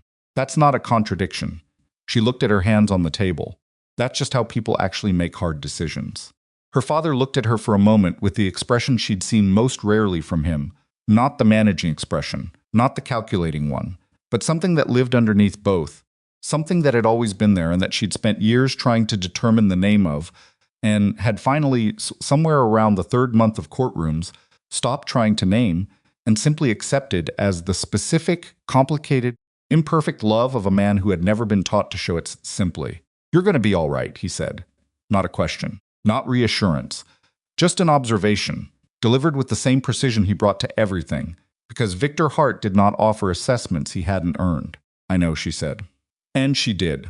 The baby came on a Saturday morning at the end of March, in a hospital 12 minutes from the Brooklyn apartment, at 6:42 in the morning, when the sky outside the window was doing the specific thing that March skies do at that hour, not quite dark, not quite light, the color of something transitioning. Renata was there. Victor was there, in the corridor, which was as close as the situation and Livia's preferences required. A nurse named Dara, who had the disposition of someone who had been present for the most significant moments of strangers' lives for 20 years, and had developed a specific warmth that was neither clinical nor performed, just genuine. The labor was long and not easy. Because these things are not easy, and the people who describe them as beautiful are describing a different part than the part that is happening to your body. Livia did not find it beautiful in the moment. She found it enormous, the specific enormity of a physical experience that takes up the entire world while it's happening, that leaves no room for thought or strategy or the management of appearances, that reduces everything to the single, animal, absolute imperative of getting through the next 60 seconds. She got through all of the 60 seconds. At 6:42, a small person arrived in the world who had no knowledge of federal proceedings or parking structures or spiral-bound notebooks or courtrooms or men who believed that the people they'd stopped paying attention to had nothing left worth paying attention to. She was 7 pounds, 2 ounces, and she had Livia's mouth and a quantity of dark hair that the nurse described as impressive. And when she was placed on Livia's chest, she did the thing that newborns do, the searching, instinctive rooting of a creature who has arrived in an enormous, incomprehensible world and is immediately, without preamble, looking for what she needs. Livia put her hand on the back of the small head. She breathed. She did not cry immediately, which surprised her. The crying came later, after the practical things were done, and Renata had been allowed in and had cried enough for several people, and Victor had stood in the doorway of the room with his hands at his sides, looking at his daughter and his granddaughter with an expression that had no management in it at all, just the raw, unguarded face of a man looking at something that matters more than anything he's built.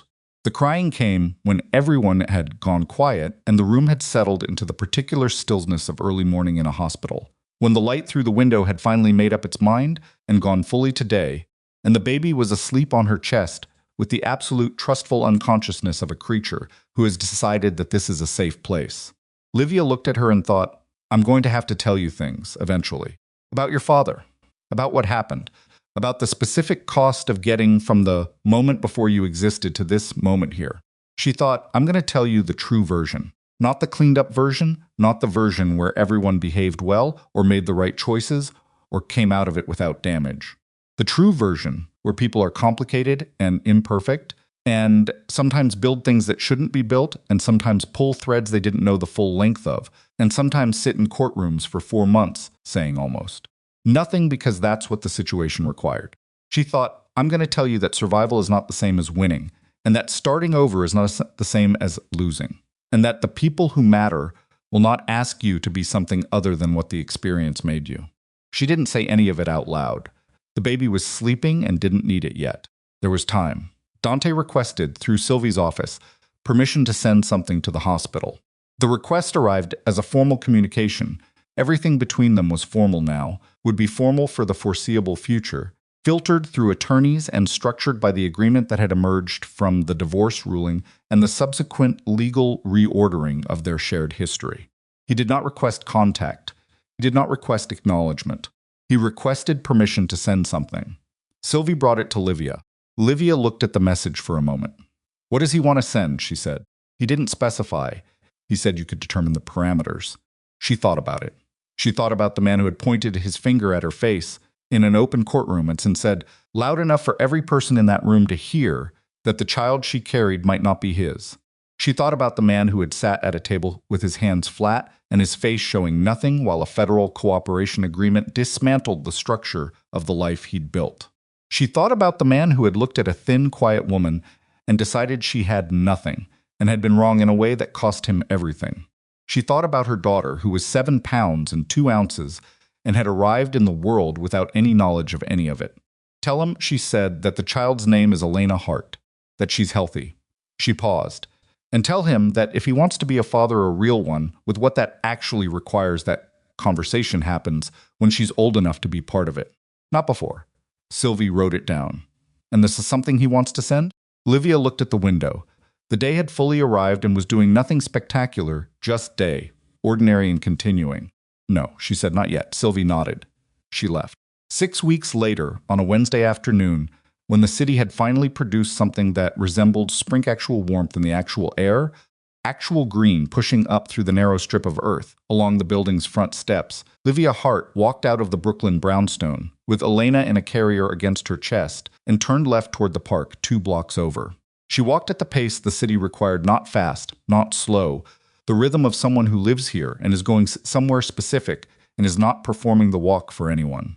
Elena was awake, her dark eyes doing the slow, serious work of a creature, cataloging the world for the first time, the light, the sounds, the particular quality of moving air on a spring afternoon. At the park, Livia found a bench in the sun and sat. She unclipped the carrier slightly so Elena could look out more directly, which Elena did with the focused, methodical attention she'd already demonstrated was her particular quality, not restless, not distracted, just looking at things with a thoroughness that reminded Livia, in a way that made her chest do something complicated, of herself. She sat in the sun, and she was tired, the specific, bone-deep tiredness of 6 weeks of a newborn, and the residue of everything that had preceded it, and she let herself be tired, which was something she'd been working on, the permission to be exactly what she was, without managing it into something more presentable. Her phone buzzed. Sylvie, a quick update on the Varro prosecution timeline. Moving. She read it and put the phone away. Her phone buzzed again.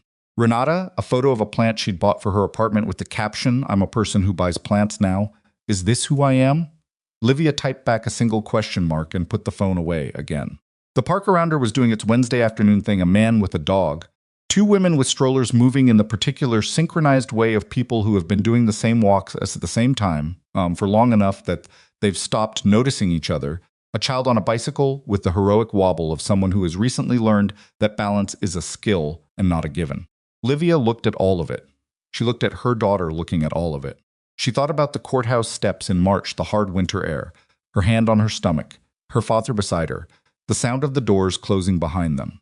She thought about walking away without looking back, not because she was performing composure, but because there genuinely had been nothing left that required her attention in that direction.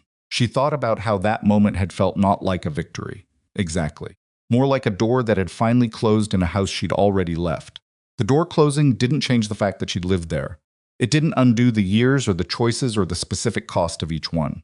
It just meant the house was behind her now, and the direction she was going was forward, and forward was the only direction that had anything in it worth walking toward. Elenis made a sound, not a cry, just a sound. The exploratory vocalization of a person who's discovering that making noise produces results and finds this interesting. Livia looked down at her. "I know," she said. "There's a lot to look at." Elena looked back at her with those dark, serious eyes and appeared to be considering this response. The sun was warm on the bench. The man with the dog had moved on. The child with the bicycle had achieved, somewhere in the past 60 seconds, a stretch of wobble-free motion that was genuinely impressive for the age, and was now looking around to see if anyone had noticed. Livia noticed. She thought somebody should acknowledge that. She didn't say anything. The child was already moving on to the next thing. That was the thing about forward. She was learning it didn't wait for you to finish processing what just happened. It just kept being forward. The next moment, arriving before you'd fully metabolized the last one, requiring you to move through it without a complete accounting, carrying what you could carry and leaving what you couldn't, and trusting that the difference between those two things would become clearer over time. She clipped Elena back into the carrier. She stood. She adjusted the carrier strap over her shoulder and settled the warm, solid weight of her daughter against her chest and felt Elena's hands, the small starfish spread of them, pressing against her sternum.